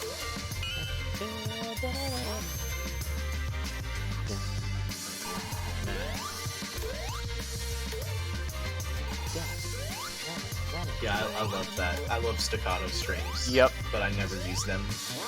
So I've been trying. I was trying to use them a lot more. Oh, and not only that, when it gets to like that da na na na, and then you have like the cymbals do like the fills, like just oh god, pristine. Yeah, the right drums there. in this song are.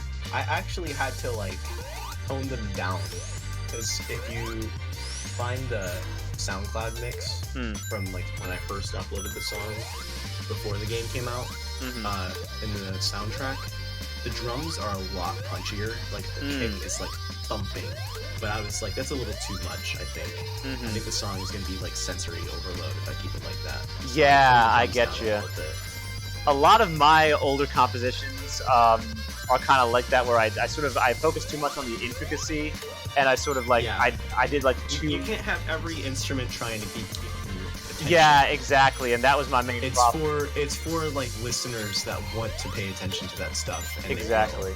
Because I feel like in some of my newer stuff, what I like to do was like I feel like I've come a long way since then, because like I've tried to use less instruments, but like kind of bring out the best in each of them more. And like when I heard that in your music as well, I was just like, yeah, no, you absolutely know what you're doing in terms of composition. I've been doing this for 5 years. Oh, yeah. So since I was 12. Yeah, and I think because what you had originally said is you actually started on guitar and then were recently learning piano. And with me, I actually started on. So I actually was the opposite, because I started on piano and then eventually learned guitar when I was like in middle school. Yeah, I was never like an instrument musical person. Oh, when I there was, he like, is. a young child, but I really got into music at 12 or so.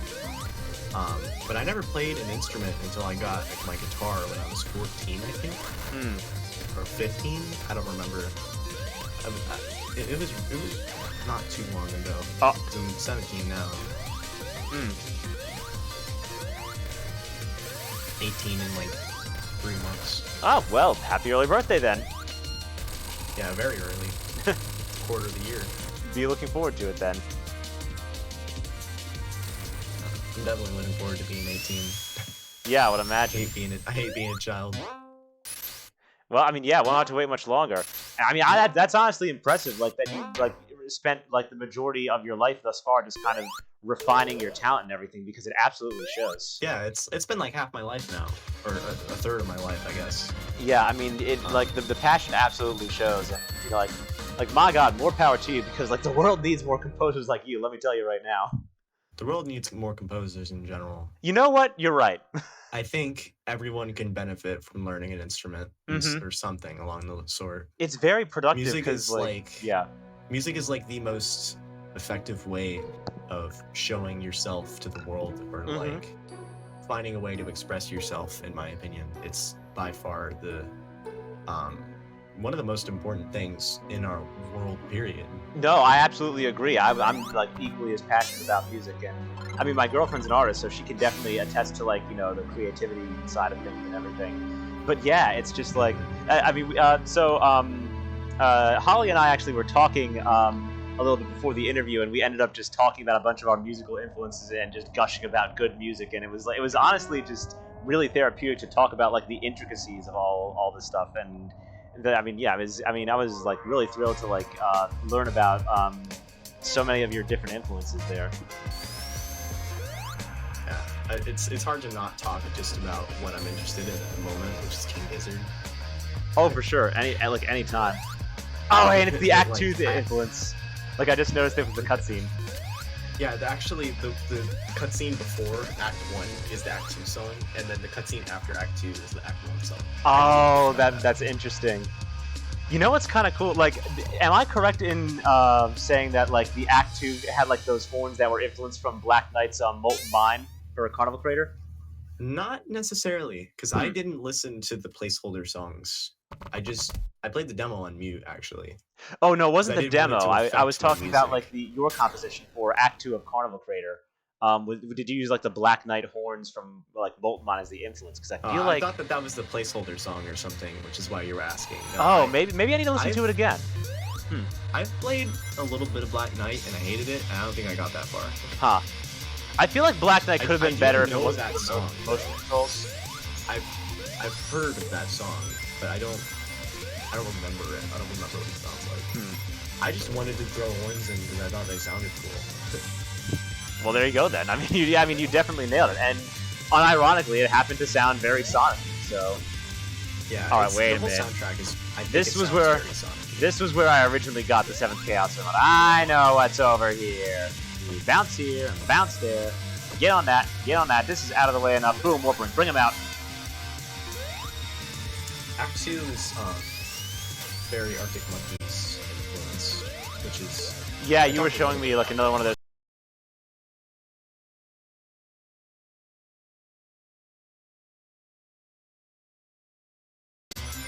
I love that stuff. That's for the YouTube edit. No, you're fine. Yep, YouTube edit. That's for the YouTube edit. It'd be like that. We are professionals, ladies and gentlemen. We are professionals.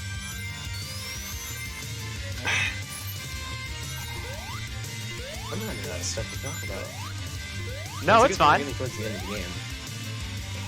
No, we'll have plenty to talk about before. I could probably talk for a while about my own music, but it's hard to like. No, by all means, yeah. Like I was gonna look through a couple more of the questions that I had for you. Let us see. Yeah, we've and you said you use FL Studio. Yeah, I guess so. Next two questions I would want to ask would be like, what is your favorite instrument to play, or that maybe you wish to play, and do you have any advice for aspiring musicians? So for a while, guitar was my instrument, and recently, in 2020, like May 2020, I got super into Ben Folds and Ben Folds 5, who was one of the best piano players and musicians of our time. I was very inspired to pick up piano and learn it, and it taught me a lot about like things I should be doing differently with my music. And so I guess at the moment, if I had to say like what's my favorite instrument to play, it's probably piano, because it's something new and exciting, and there's so much to it. Like there's so much complexity in piano playing that I'm just so intrigued by.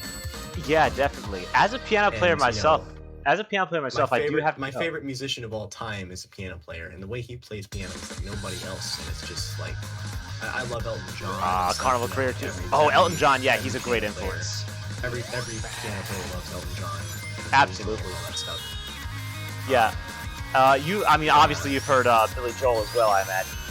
I just said Billy Joel. Oh, yep. Players like like Rick Wakeman and stuff like that.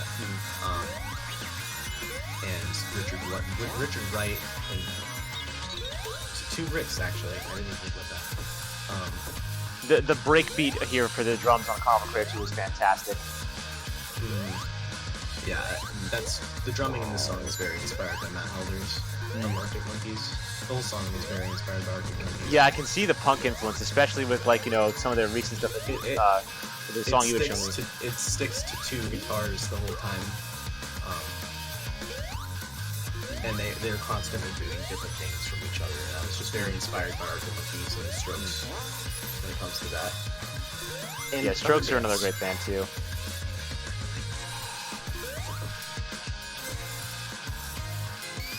Although I don't think Okay, these horns right here, actually. Like an Arctic Monkeys song with the horns and the synths and stuff. Yeah, the horns there, like, that seemed very Black Knight influenced, actually, to me. Okay, now I'm gonna see if the Invincible theme actually loops. I'm gonna actually try I'm gonna do the funny thing. I'm gonna do the funny thing. He's gonna do the funny thing. I'm gonna do the funny thing.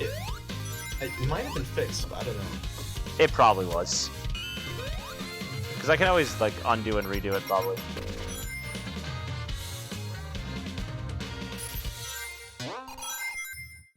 Alright, oh, no, it loops. Yep. There's your super theme. I did it. Yeah. Well, I mean, to be fair, the Invincible theme, it actually is quite nice, too, so... That's one of my favorites in the soundtrack. Oh, yeah. Hang on, wait. It's so short, but I accomplished so much in just such a short amount of time. Yeah, really. I'm getting that warp ring. You can't keep me from that. Are you just gonna listen to it on loop? No. I'll de-transform and re-transform. You have to be under 50 rings to de-transform, and you just got a... Oh no! I just got the warp ring. Oh no! I messed it up, Hollie. The de-transform is like a crutch, just in case you're running out of rings. Right. I'm glad you guys actually put that in. It's actually a default in core. So thank you, Core Engine developers. Oh, nice. Nuclear, wait, you're invincible. Who else? What if it played the song twice? Twice, and it just kept looping. Man, I messed up the... Oh, man, because I love Carnival Crater, too. I'm sorry, I messed it up. You can restart, and it takes you to the last checkpoint, so... Do I keep my rank, though? No. I want to keep my rank, though. Maybe if you get to a checkpoint and then immediately restart. Hold up, I thought... I mean, Supersonic does not help on this boss, anyways. He really does not. That's true. Where am I going? Okay, I'm right here. Well, you know what? I'm almost at the boss anyway. Okay. There's that triple loop. Okay, we're fine. Just gotta go down here. You did just get a checkpoint, so you could restart there if you want. Hold up, I want to see if it actually fixes it at the boss theme. It does fix it at the boss theme. I know that for sure. Then I am going to zoom. The boss theme always overwrites whatever's playing, I think. Yeah. Even if you come into it with invincibility and not supersonic, I think it's still... I'm actually curious if it, like, loops at the end as well. Like, if it will just loop back to invincible. We're testing here at this point. Alright, time to get blinded. Ow, my eyes. Yep, that's the boss theme. I was very... The invincibility theme sounds like that. Oh my god, new invincible theme. But yeah, this boss was very reminiscent of, what was it? Of, like, or this boss in general was very reminiscent of, like, the 3D Blast boss as well. I was thinking more of, the boss in... What's it called? Red Hot Ride? From after the sequel. With this falling section. Yeah, and this falling section, too. I love how you changed up the music here as well. I didn't. That's just part of the song. Oh, it is, but well, and it times it perfectly because you were actually like thinking about, around what time are they going to transition to this falling part? Because that part was very. Yeah, it kind of does that with the Bubble Blossom boss as well. Sometimes, for some people. Also, what in the heck was that Bubble Blossom boss? Gotta say, like that was something interesting. The whale. Oh no, wait, no, not Bubble Blossom. Oh, I'm thinking of Raspberry River actually. My bad. Which Raspberry River the second boss? one. They're both the second one. Okay. I don't know. There was a concept with a boss that uses Sonic's shoes. It was actually going to use soap shoes, but it got scrapped. Oh, okay. And so I think it just ended up in that boss instead. Oh, and this cutscene actually seems reminiscent of Press Garden 1.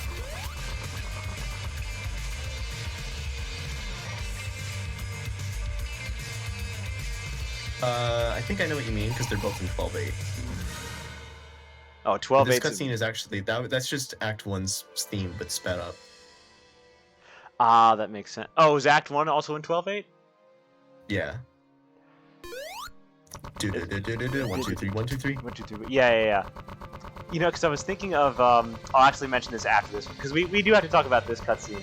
Because it's like, okay, there's a wall. Tails, you can fly us up here. Nice casual flight. Sonic's like, wait, what's going on? And then just Tails' face here just gets me every time. Yeah, this Sonic's is such a good cutscene. Sonic's just like, ah, no, Tails, faster, faster, and he looks down, and he's like, oh, you kidding me? His face, he's just like, he makes the ah. I love the cutscenes in this game.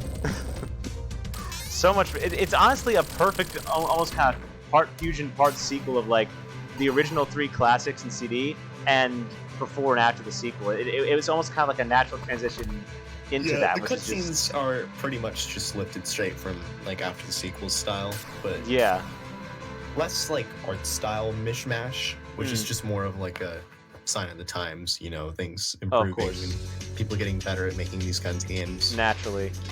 We're finally on Raspberry River. This game, compared to after the sequel, it's like the improvement is so vast. It's like you can really see how far the fan game scene has come. Real. Which is honestly like very humbling when you think about it. Yeah. Hang on, I think there was a warp ring up there. I'm gonna try to grab it. How many viewers are we at? Who's talking to chat again?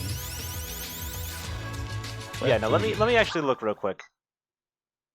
Yeah, no, we're vibing, we're chilling.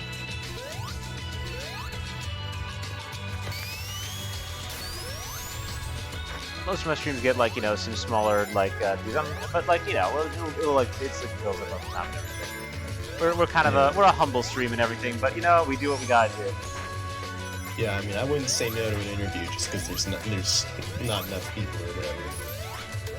Yeah, and again, you know, really appreciate having you on. It was honestly like humbling to see like, you know, have you look at the YouTube description and just be all like, wait, someone actually read that? It's like no one ever reads my description. Listen, I'm just some person.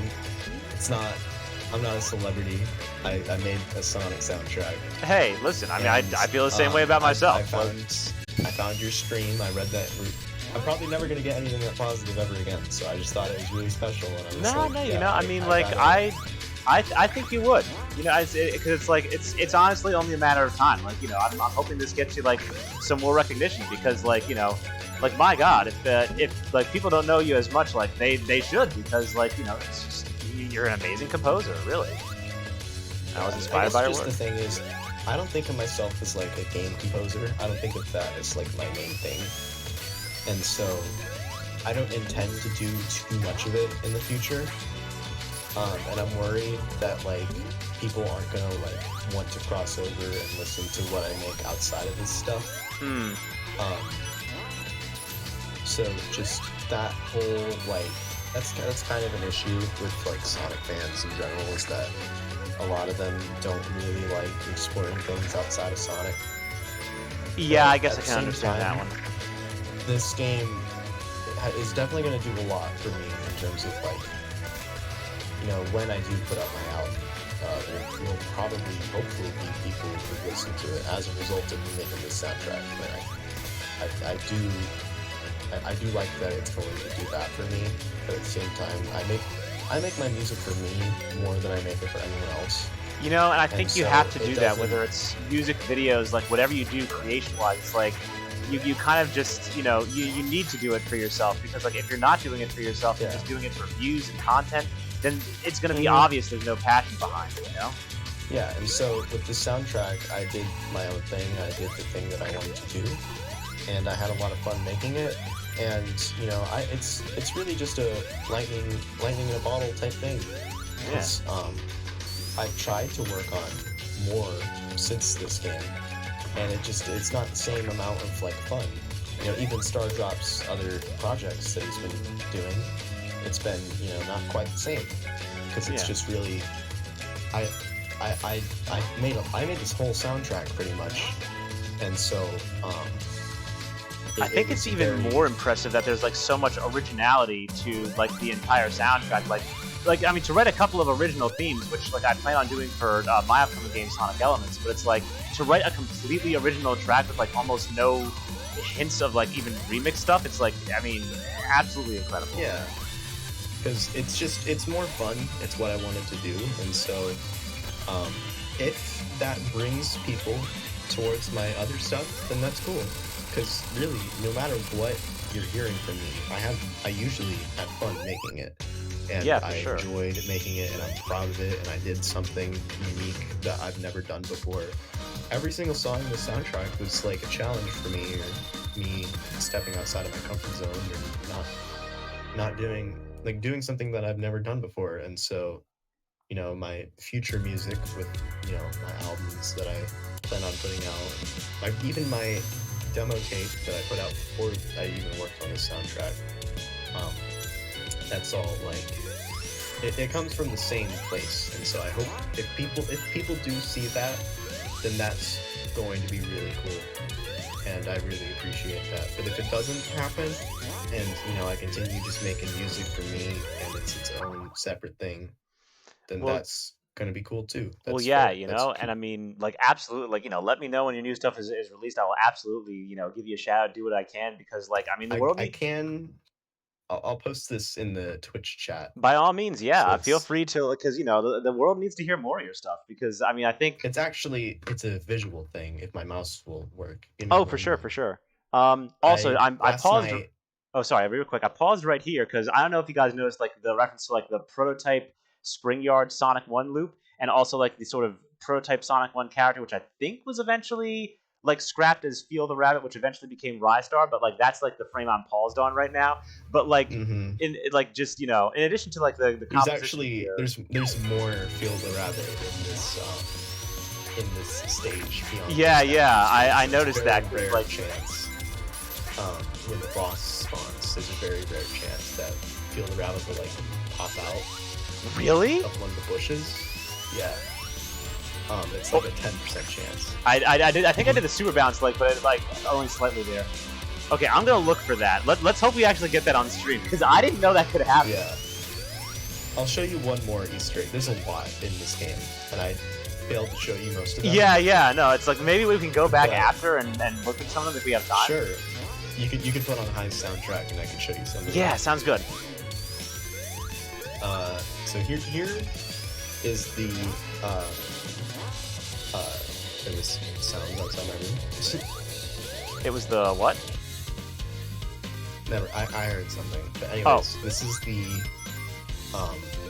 album cover for my next album that I designed last night at like 3 a.m. Oh, all right. That's in Twitch chat. I'll actually take a look at that. If you could put it on stream, that'd be cool. I don't know if you could do that though. Yeah, I don't know if I have it up. Wait, what? Hold on. Oh, did I get another invincible? Did I glitch the invincible? Hello? Thank you, Chronic. I'm confused. Wait. Oh, okay. I was about to say. Hold on. I think you got 2 in a row or something. I must have gotten 2 in a row or something. Yeah.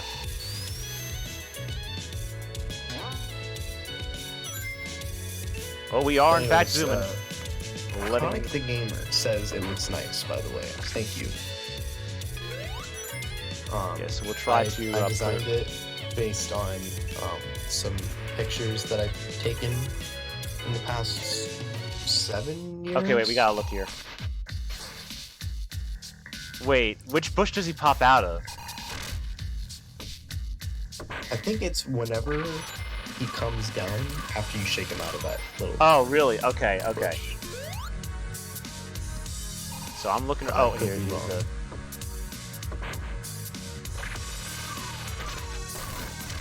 I'm looking.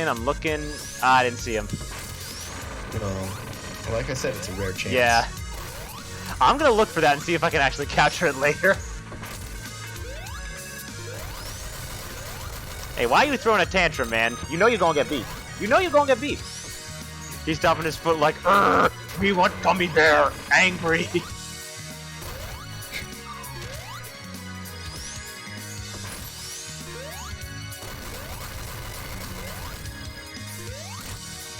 But it is so, like, the chance to hit him is, like, kind of... Oh, wait, I need to hit the gumball thing on his head. That's what I was missing. I thought it was the body. Oh.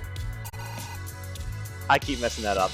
But yeah, okay, let me actually pause here for here. Give me 1 second. What I'm going to do is I'm actually going to bring... There you go. Oh, man. I'm very happy with that. Can they see it on stream? Is it capturing? Yeah, it's capturing. Oh, very nice. Yeah, did you do the art for this? Yeah. Oh, wow. Um, it's basically just a bunch of like pictures and colors and stuff. And that island is AI generated because I No thought kidding, huh? it added a lot of character to it just to have something like AI in there. But the rest of it is like just So just from the image, a I'm lot getting of something of like a vaporwave vibe, or is it more of like a jazz it's influence that you're going for? uh the album is a lot of things to say the least. Here, I could show you a preview of it. Um, every song sounds different. I don't. Hold on, which one is this? Which one is this? What is the name of the album that you have? Are you still working on a The title? album is called Observations on Life and Death, also known as ULAD. Oh man, oh man, I like that title. See, I like how you go for the deep titles too. That's actually really cool. Oh Yeah, man. and then this is the. I'll play this song because this one matches the cover the most. Yeah, yeah. Well, just take a quick break from gameplay. Give you guys an exclusive. Hollie Taylor exclusive. Should I turn it up a little bit? Yeah, I think it's fine. I can hear just fine.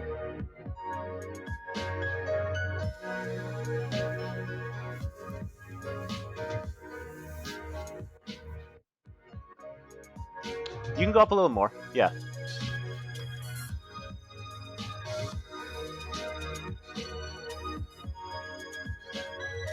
Oh wow. I've got a couple other songs I could show you. But yeah, no, I like that. It's like the blend of piano with sort of like the almost kind of sad sounding synths. Like I mean, it fits the album cover. That's probably gonna be the last song on the album. It's Yeah, called I would think like the first or last one is the one that you kind of want to associate with like the overall feel of it. Um, yeah. but yeah, definitely. Let's see. I feel like That song is called Unfinished Business. interesting. Yeah, I can kind of feel that like what did you use for time signature on that one? Because honestly, that does seem like it's more of an obscure one. It's just 4/4, but the way the beat is emphasized is like shifted around Oh, sometimes. that makes sense. Yeah. No, I love when, because like there's 4/4 is like, I mean, it can be boring if you overuse it, but I feel like if you like throw in a lot of different beats, it's like very versatile in that sense as well. Mm-hmm. But yeah. I do have one full song I could show. Let me add it to Yeah, sure. one. Do you think we should show it like at the end since we're like right at the end of the game? We could take a short intermission here. All right, sounds good. I'll post this on Discord and you can play it instead of me playing it through my Sure, mic. sure. This song is called Learning to Love Necromancy and is probably going to be one of the first songs on the album.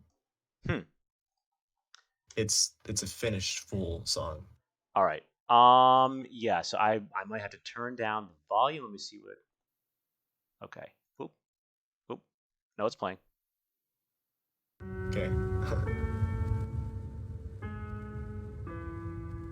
Oh, the D tune. Okay, it's interesting. Yeah, it's between keys because of course it is. I love doing that stuff. Oh, very nice. How's it sound? Do we need to turn it down a little bit? It sounds good. I unmuted the stream for like a second and Yeah. I just synced my copy of the song with it.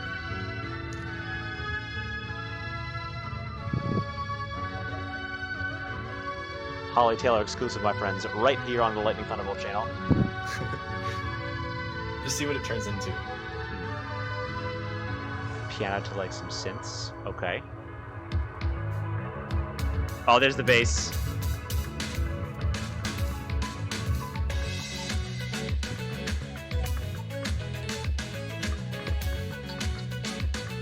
Am I already hearing some Raspberry River influence in this one? A little bit. It's interesting because it's hey yo, Raspberry River Act 3? Act 3?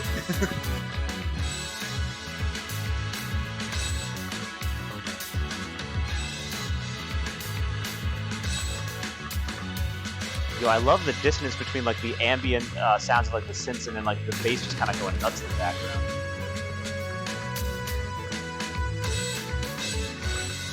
Oh wow, the cymbal fills. You're using piano as a percussion instrument, and I love that.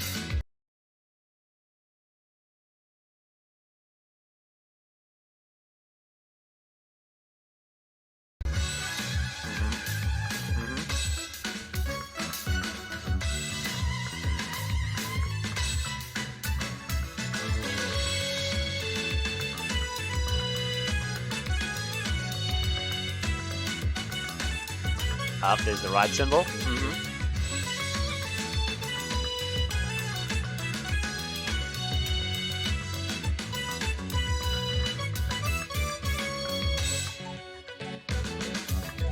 Ooh, nice.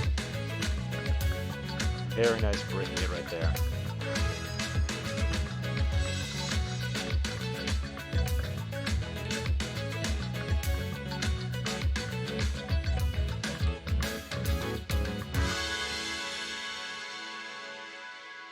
Oh, okay.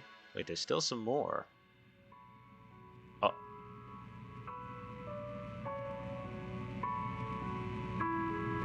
Oh, no, it's getting more of like a distant feel by... Oh, wow.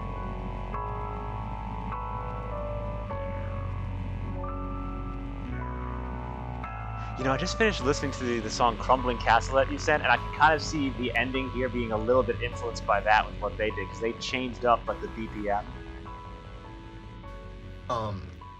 I was kind of that was one inspiration, but there's a band called the Symposium who are from Chicago.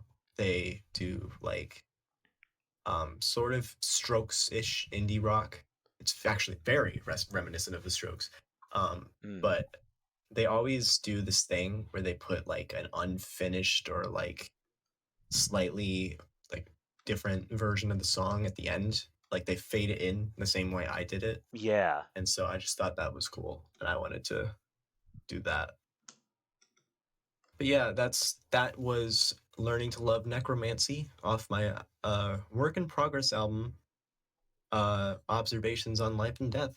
Look forward to when that comes out. Hollie, absolutely let me know when that one is out. We'll be glad to give you a shout out. Thank you very much for that exclusive preview. That was so fantastic. Far, it is probably my magnum opus. I think it's the best thing I've ever made, but I didn't show you everything. Nope, that's fine. Hey, listen, you can't show everything right away. That's just like a little preview. So yeah. If you want to put like any links to your Twitter or like any other like socials that you want to put in the chat for people who want to go check out some of your music, feel free to do so now. My Twitter handle is Frog Sunday with no spaces. And then just you can't put spaces. You can, like add them at the end of the stream as well. But yeah, Twitter moment. But yeah, man, this is honestly like for real. Like, thank you so much for coming on the stream too, because like this has been like incredible, like interviewing you and like getting to pick your brain about like your musical influences and like your desires for the future and everything. Okay, you know what? I think now since we're at the final zone, it's a good time to actually.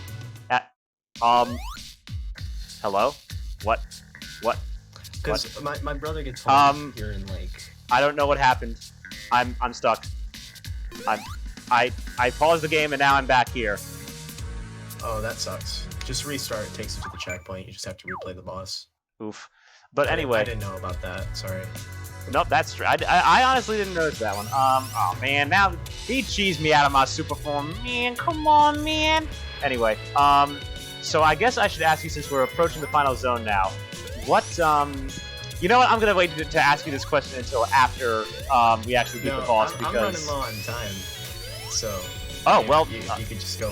Oh, there you go. So, I mean, I guess what I wanted to ask you is, like, what would you say is, like, your overall, like, life's goal, do you think? Because you were mentioning you weren't really sure if you wanted to be, like, a game composer, but what is your life's goal, do you think? And, like, would you want it to be related to music, do you think? I think my goal is to live in a small apartment with someone, whether a roommate or a significant other, I don't know.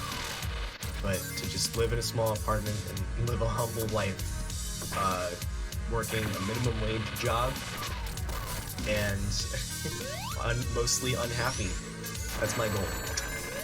Well, hopefully not mostly unhappy, but you know, I hear you on like the more simple no, I don't know what I want to do for like a living, because anytime I've gotten paid for music, I just hate it.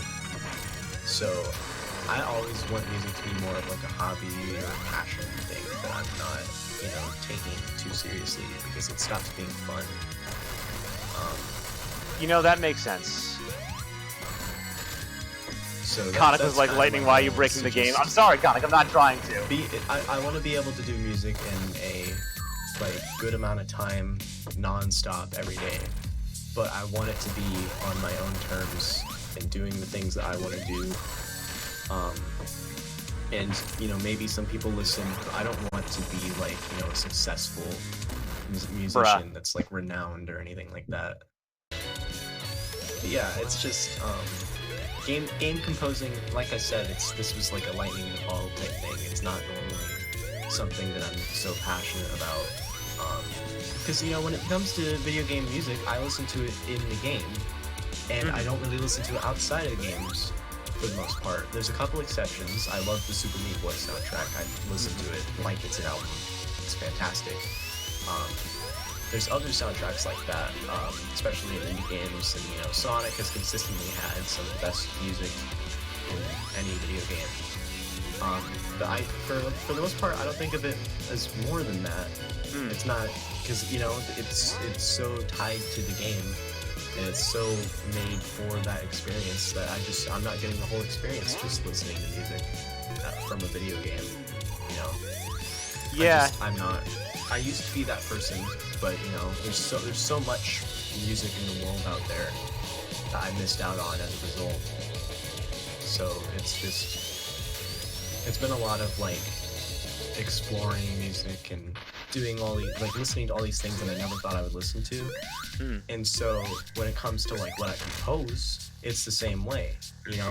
Video game music is so, it's not limiting, but it's you have to make something that's digestible to the average human being. You have to make something that loops. You have to make something that's an adequate length, because you can't make 7-minute songs really in a Sonic game. There's just no room for that. You can't I get that. Structure all too much. It's just it's a certain kind of music that you have to make. So it's just the idea of that being what I do for a living is it's not all that appealing to me, I guess. I guess that kind of makes sense, because I do feel like it would ruin it for me too if I was only doing that. Yeah, and I don't think the music I make is really music that's always necessarily for other people, or something that other people will enjoy. But it's always first and foremost for me, because I'm making it. Yeah, exactly. And that applies to everyone. And there's some people out there that have gotten lucky and managed to make a living doing that and making music that is unconventional or experimental, interesting. And I respect those people, but I don't think realistically it's ever going to happen to me. Yeah. So I've never really thought of music as a profession. Well, yeah, and I think it's humbling that you decide not to let it completely go to your head and everything, because I feel like that way, like you said, it will make it so that it doesn't ruin the beauty and the fun of it for you, and at the same time, I think that's what enables you to make get better at your craft and everything like that. Because with my current album, I'm doing stuff that I obviously can't do for a Sonic soundtrack. I'm working on a 8-ish minute song right now, and it's... Oh, geez, finally. By the way, pro tip, you could have gotten on top of his antenna and just bounced on it. Oh, that has... I wasn't sure if you could, because every time I've been going right through it, but... Yeah, if you just wait to press A until after, you could just hang out on top. Oh, got you. All right. Well, it's all right. We survived. Yeah. All right, and now we are going into the final zone, because I know you are running out of time, but I want to make sure I hit your magnum opus, which is the final zone, because Now we Yeah, are I rushing don't know through. if you're gonna get to that while I'm still here, but We will try. when I'm No, of course, you're fine. I thought those were Tails' eyes for a second when I first looked at that, because that was like an optical illusion. yeah. That cutscene song is one of my favorites as well. Yeah, I love your Some blend key of like, change. you know, and like, you know, the use of like orchestral rock influences throughout the soundtrack and everything. Mm. All right. This was cool too. It does like the cutscene. Oh yeah, because you're- hold on, wait. One Easter egg. Oh. One Easter egg. Stand in this room. Just wait in this room for a little bit, okay? Okay. This is the best Easter egg in the game. In the launch successful room? That one? Yeah. Okay. Just stand? Oh, prepare for launch. Wait. Oh! What the? Huh? What? Is that just a bologna sandwich? Prepare for lunch. Oh, prepare for lunch. I didn't even notice it. Prepare for lunch. Okay, you know what? Oh, Stardrop, that was brilliant. That was brilliant. Hats off to you there, man. Prepare for lunch. Oh my god. There's so many Oh, good Easter eggs in this game. that I was wanna tell you beautiful. about. I didn't even know about that one. But yeah, honestly, like for the ones we don't get to, please feel free to DM me later, and I'll like, you know, try to get them on stream. Here, one that you'll be able to remember if I tell you is at the start of Bubble Blossom Act 2. You know the part with the fan pass filter? If you just stand and wait there for like a minute and 40 seconds or so, something will happen. All right, good to know. And Just then wait at the there's beginning of the another one. This is our donkey Easter egg. Basically. Oh. In either Discount District's acts, but it's easy to do it at the start of Act 2 because there's a bench directly to the left of the spawn. But I'm sure you know that you can sit on the benches, right? If you just stand and wait for a second, Sonic will sit on the benches. I actually didn't know that. There was no like Okay, input well, for it. that on its own is an Easter egg. Oh. But if you press here, I'll put it in the chat. Up, down, down, A. If you press that combination of buttons on the bench, you'll hear a Cinema Sins ding, and then if you get on any rail at all, something will happen. Well, then I'll definitely be checking that out in the stream. That was my idea. Yeah. So those are 2 Easter eggs. All right, Bubble Blossom, and then the Discount Districts. Interesting. So both probably you want to do an Act 2. Yeah. All right. And then in sounds Discount good. Districts, right at the start, you want to go left and sit on that bench.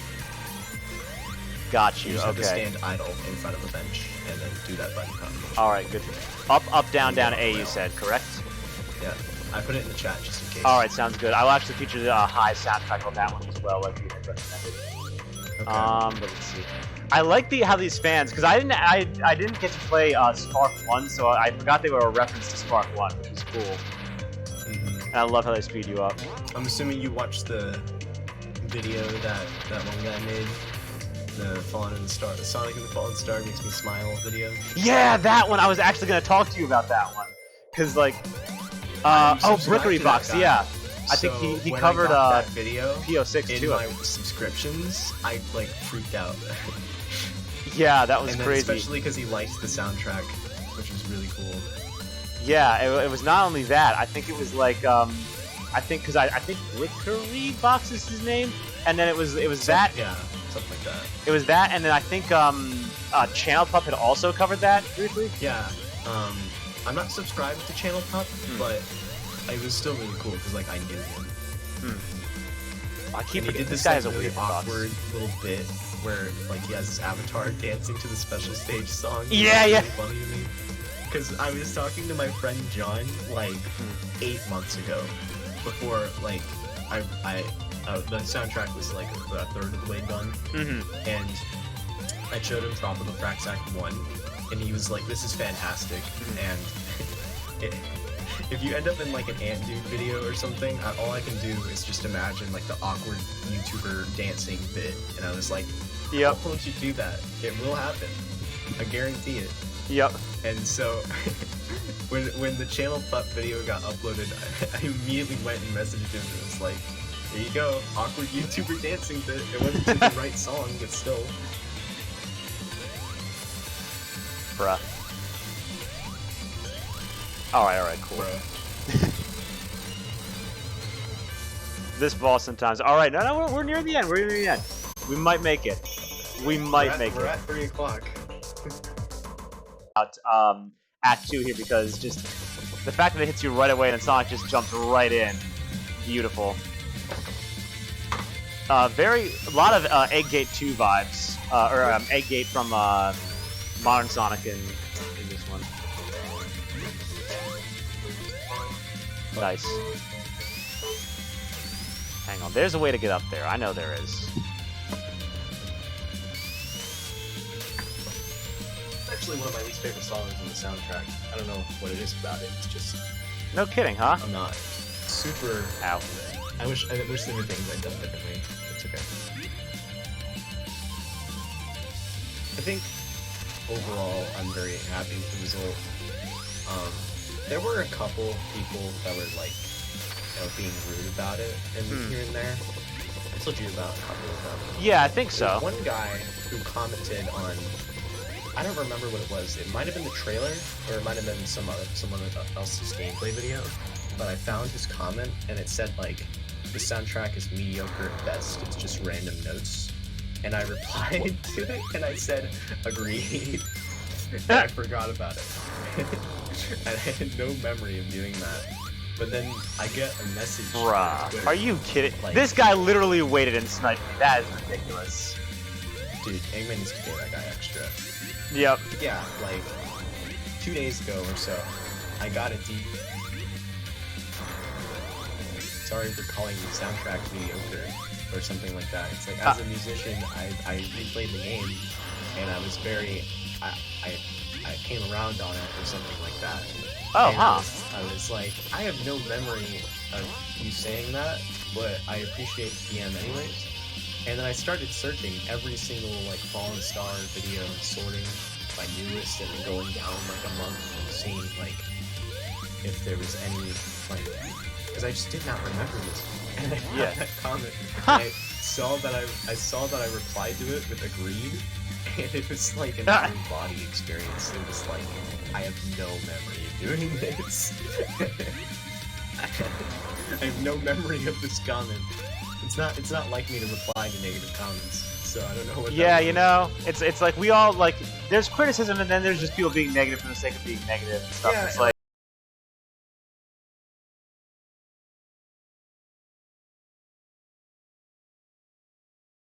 I didn't think of him as like, someone that was also a musician or anything like that, but I really appreciated the end thing. Yeah, and I'm glad that he. Did you go and see what the Easter egg was? Because it's really funny.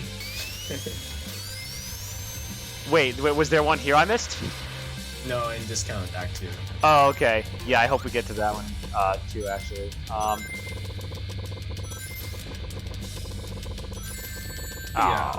What? I just want 50 rings. What's a man to do for a simple 50 rings? I don't know. There was another negative comment I replied to, but it was this person commented on my channel, and so I felt like I had to because they left like a whole paragraph on the Metal Sonic song that said like, I'm not listen, very fond of this, you're not alone in just getting like random entire paragraphs about stuff that's like, what the heck? Because I am. It wasn't a bad comment. All I wondered was like, I said like, this isn't another Sonic. This isn't a normal Sonic game. Like, it's not just a copy of another Sonic game. So what did you want me to do with my soundtrack differently? Because like. Yeah, because like if you're gonna criticize, at least like give some sort of understanding of the source material. Like, I was just curious. It was like, if you want me to sound, if it doesn't sound Sonic to you or whatever, what's your idea of Sonic? Because like this isn't just Sonic. It's Sonic with Stardrop flair. So True I though. did the soundtrack in that way. I did it that approach. I didn't just do something else. So I was just, let me actually go and see what I said because I don't remember. I'm getting the 50 rings. I'm getting supersonic by the boss if it's the last darn thing I do. I'm at 49. This is so cruel. Yeah, so they said none of the tracks feel like Sonic tracks that feel like they would be in an actual game. That's basically what he said. He says that it's just display. That's honestly just kind of strange. I replied, and this is my word-for-word response. I said, out of curiosity, do you think I wanted to create a soundtrack that would be in an actual Sonic game when this isn't an actual Sonic game? Yeah, like, isn't the whole point that it's like, you know, I mean, there is, and personally, I disagree with that because I do feel like it has some of the Sonic flair that, like, isn't necessary. But I also feel like, you know, it's like, it's good that it's its own thing.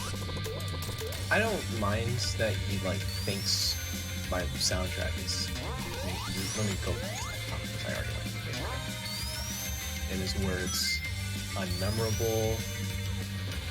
meh?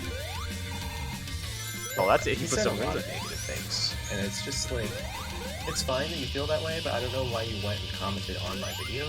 Yeah, it's like, you know, it's kind of a thing where people are just like, cause like negative for the sake of negative, and I'm just all like, well, if you don't like it, It's you not don't negative have. for the sake of negative, because he does genuinely feel that way, Hmm. and it's okay for him to feel that way. It's just weird because, you know, most of his criticism is just it's not other Sonic music. And it's like, okay, if you wanted that, then Yeah, I was just gonna say, like, if it's not what you wanted, then you can. There's You like got- other material out there for you. yeah, like this that's not what I wanted to do, so it's not what I did. Okay, we're there.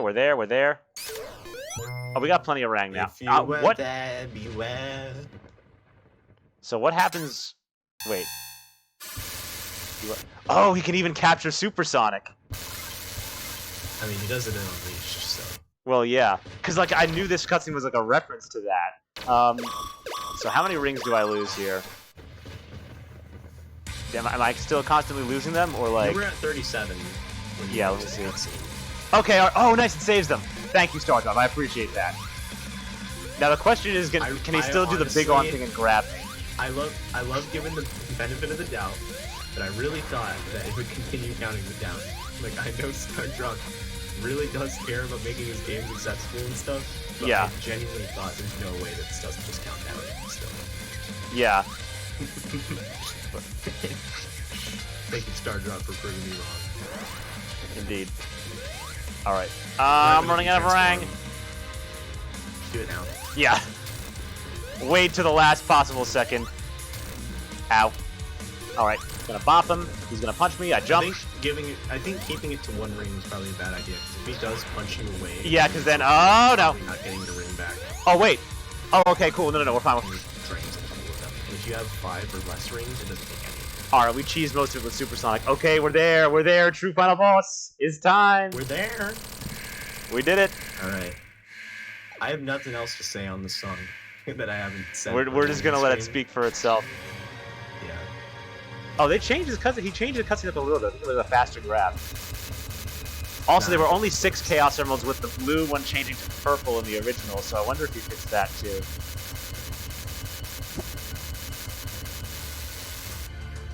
There's a pretty nice fade out there. Eggman, your nose is looking a little more red than normal. Not gonna lie. Okay, yeah, no, it does act. Yeah, blue and purple change for some reason. Yeah, blue. Oh, there are purple. 6. Yeah. So it was an interesting choice. I popped off when I saw this, because at first I was like, is this Hypersonic? But I'm like, oh no, it's the Star Quills. It's Sonic with the Star Power. So like, I've heard like Nova Sonic. His name is Nova Sonic. Nova Yeah. Sonic, that is the name. This was literally so cool, because you guys blew my mind Sonic with this. and then Nova Sonic. So Like you got Nova- Supernova. Yeah, oh, Supernova, and it's like Super with the Chaos Emeralds, but then the Star Nova. Because it's like, I never imagined that you guys were actually going to do your unique form for the final boss. That was so cool. I love unique forms. Yeah, I This one agree. is so perfectly designed. Like, it's just brilliant. Like, Stardrop is just so good at everything. The fact that his quills, like, turned into a star. Yeah, is like just the so star good. shape was so good. You seem to have the strat Yes. for the boss. Yeah, kind of. This boss like screwed me over a bunch the first few times I was like doing. It's like keep it relatively vertical. I've gotten like really frustrated with this boss, and it's he's zooming. All right, you know what? Oh, yeah. Hang on, no, this is the strat. Now we gotta zoom around with and just get a bunch of rings. Now I switch to analog stick, omnidirectional dash. Like at this point of the boss, you just have to like just. At this point, you just spam it. I like how Sonic almost kind of feels uncontrollable here. Don't hit me, I'm sad. Yeah, because he's got so much power. Yeah, and he can almost not control it, and I like the feel of it. And then here's the major change. The rings don't magnetize towards you either, because it's supposed to kind of encourage you to not get hit too much. Yeah. It's supposed to encourage you to actually learn. No! Oh, no. And so I almost had it. I was so close. A lot of people who've really struggled with this boss, it's just because they don't learn the patterns. Yeah. Because like the spikes into the what is it? Like that attack is almost always good. That attack's almost always gonna hit you. Like you have to get the hits early, I think, and then just like kind of go for it. When the spikes always just target you, and so if you move to the left of the screen when they're targeting you, and then move all the way over to the right, like they shouldn't hit you. It's a relatively simple boss. It's very intimidating because it does a lot to like screw you over, but it's so easy to learn how to not do that. Yeah. So I don't think it needs to be nerfed. A lot of people have said it needs to be nerfed. I don't feel like it needs to be nerfed. Yeah, I honestly don't think it's that difficult. They just like make you think a little more towards the end of it. God, I love this dash animation. I know, right? I thought that was so cool too. Like the fact that it was like it's reminiscent of Hypersonic. I didn't work on this game, but I'm still a big fan. Oh no, exactly. As a game. Like, cause like as far as gameplay aspects, we're like praising Stardrop basically for his work. And his visuals, his level design, like all of it. I killed him. What is that, bruh? You went into his explosion. But I thought I got the last hit in time. That's so cheap. You did, but you went back into his explosion. Oh no! You could have just stayed up there and not screwed yourself over. And I've got headphones on. And I ran out of rings. I somehow died in the top. Alright, I gotta leave at some point. I'm hungry. Alright, this time for sure. This time for sure. I promise, I'll beat this when you're still on stream. I'll start wrapping up.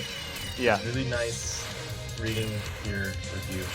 Yeah, absolutely. Hey, thank you so much for coming onto the channel. Ask for that? Ask for it. It's fine. It was great having you. Thank you so much for like coming on and giving us like your insight on just music in general and your just your general philosophy on composing and stuff. I'll definitely put your Twitter in the description and any socials you want. Like DM me and let me know. And he is spazzing out again, and I will I'll reference that in the video. Okay, I'll throw my. This is my ether. This is my YouTube. This is my PlayStation 3. This is what I like to call the Nintendo shit cube, and this is my SoundCloud. Okay, now I got him. There we go. All I had to do was not get hit. See, when I dashed like in the diamond pattern diagonally, it was working before. I'll drop the Easter egg fun combination again. And yes, perfect. And I will actually get some of those Easter eggs. Hope you enjoy the credits song, Forever Faith in the Stars. Absolutely. And hopefully I'll be able to catch more streams in the future. Yeah, absolutely. Holly, thank you so much for coming on. Oh, very last question I have for you. I don't know if you were Stardrop this, but I think I asked earlier.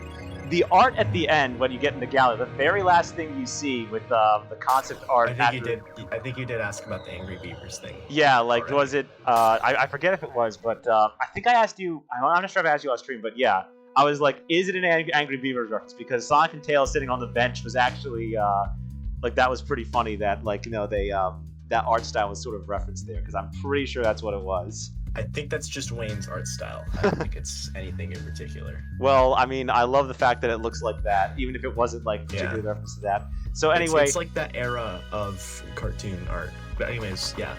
Yeah, Hollie Taylor, ladies and gentlemen, thank you so much for coming on the channel. It was an absolute blast having you on. Looking forward to talking to you more about music and Sonic games in the future. And I mean, it was an absolute pleasure interviewing you. Indeed, and it was a pleasure being here. Thank you so much. Definitely extend, definitely extend my appreciation to Stardrop as well for his hard work on the game, and thanks once again to you for the incredible work on the soundtrack. I'll be switching to high soundtrack after the credits, actually, to feature some of that. Yep. Oh, also, shoutouts to Misty for the Frozen Fountain Act 2 guitar solo. The first Eggman boss, funk guitar lick, he did that, which was also, he got the co-write because I based the melody on that. He did the menu song, so shoutouts to Misty for those things, and then shoutouts to my friend Danny Swenton, who played guitar on Raspberry River Act 2. He did a great job. Both of them did a great job. Thank you, guys. Oh, nice. Yeah, those looks were absolutely sick. So shout out to, it was Misty and, it'll be listed in the credits, I think. Misty and, who was the other one? Danny Swinton. Misty and Danny Swinton. Shout out to you guys. The entire music team was amazing. Hollie did an incredible job on this. Once again, thank you for all your work on the soundtrack, and thank you so much for coming onto the channel. Please feel free to come back anytime. Happy to have you. I will try. No guarantee. No problem. Walkers, goodbye. All right, take care.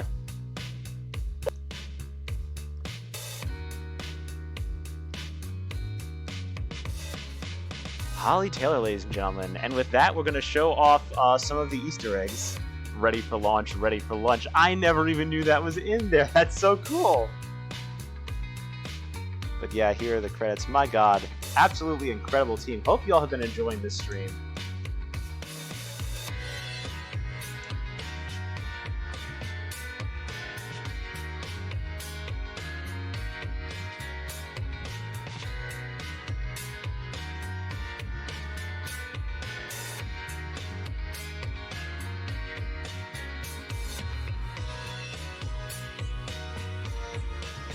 Oh my God, this was a fantastic playthrough again. I'm glad we got to enjoy Supersonic earlier on and just kind of shred more of the bosses because we got to feature more of the soundtrack more efficiently that way.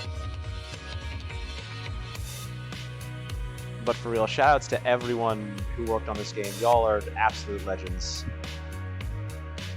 No, Jay, you're fine. No worries. Glad you were able to hop around for the end of the stream.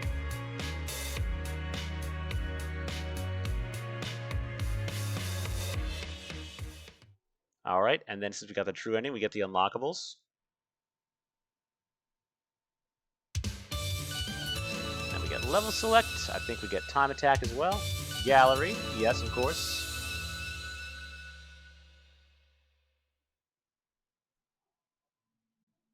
I'll show off everything in the gallery, but for those who don't know, what I actually was wanting to show off, and let's replay the cutscenes. It was this at the very end. I was like, guys, look at this. It's like, it might just be the art style, but I think this is an Angry Beavers reference. Like, you know, I gotta know for sure. Hollie was saying it's just the art style, but like, if that happens to like just by association, like be a reference to that, then that's great. I want to also look at Nova Sonic, aka the Star Form Sonic, the sprites here, because I really liked the work they did. They were like some early animations that Stardrop used. And this was like the final concept for Star Form. I know, right, Jay? And this was like the early concept. I like how they went with sort of the Super Saiyan blue aesthetic, and then sort of evolved it into like this sort of white base with like a rainbow tint, like constantly flowing aesthetic. But yeah, I thought that was really cool. Okay, so. Hey you! What? Do you mind, playing the level? Playing the game? It's about going fast. Why are you standing still? This is not what Sonic wants. Wait. Hold on. Was that actually in the track? Okay, wait. Did she loop it twice? And then it's just like, hey, play that. That is hilarious. I love that. There's so much charm just in the Easter, and then I'm guessing it like goes to the. Oh man. Oh my God, Hollie! Thank you for letting us know about that. That's so cool. All right. Let's go to the discount district ones. Right in the beginning, there was a bench. All right, so we're just gonna wait here, right? All right, so he's sitting there. So wait, up, down, A. Okay. So they just, all right. So if we go on the rail, then what?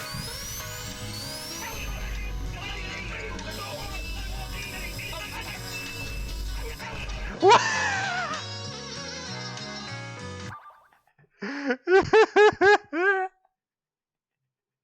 And it was just like from the just on the entire rail. Oh, okay. Please tell me we have that for the entire stage now. Oh my God, I love that.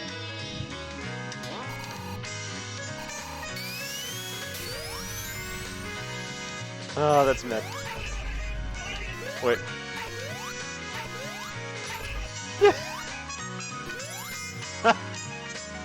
It's just the CinemaSins ding. I don't know. It's obviously from some specific video. It's got to be. Oh, you know, I just this entire time I just noticed I didn't even notice the Easter egg in the background. Frog Sunday. That's her Twitter handle. Oh, that's funny. I like that. I'm good at spotting things, guys. We were talking so much about the music we forgot. Oh man, let me in. Hang on, what was that Chow poster right there? Oh, not gonna let me see it, huh? Jay, I have no idea what that was, but it was hilarious.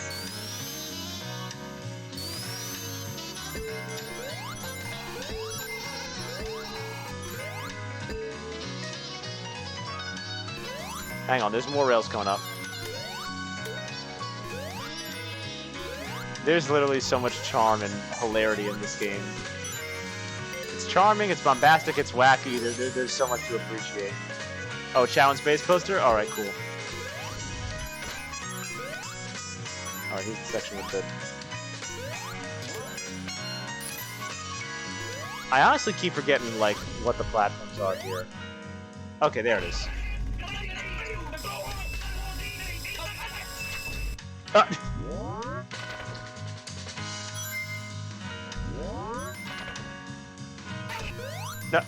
No, let me up.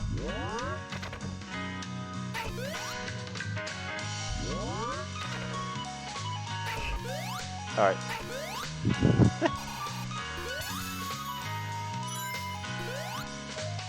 No, Frog Sunday. I mean, maybe it that is, but you have to ask her. That's but no, the Frog Sunday is her Twitter handle. So that's.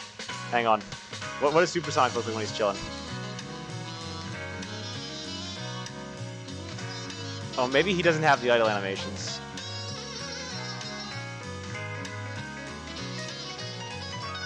No.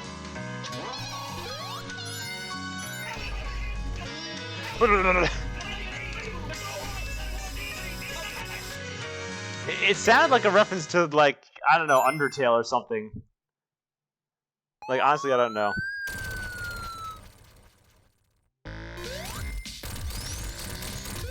Anyway.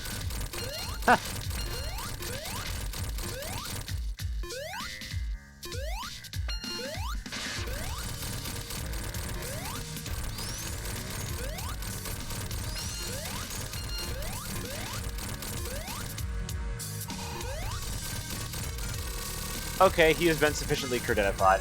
Now, if anyone knows of any other Easter eggs, let me know, but, otherwise... I forgot there was another rail at the end!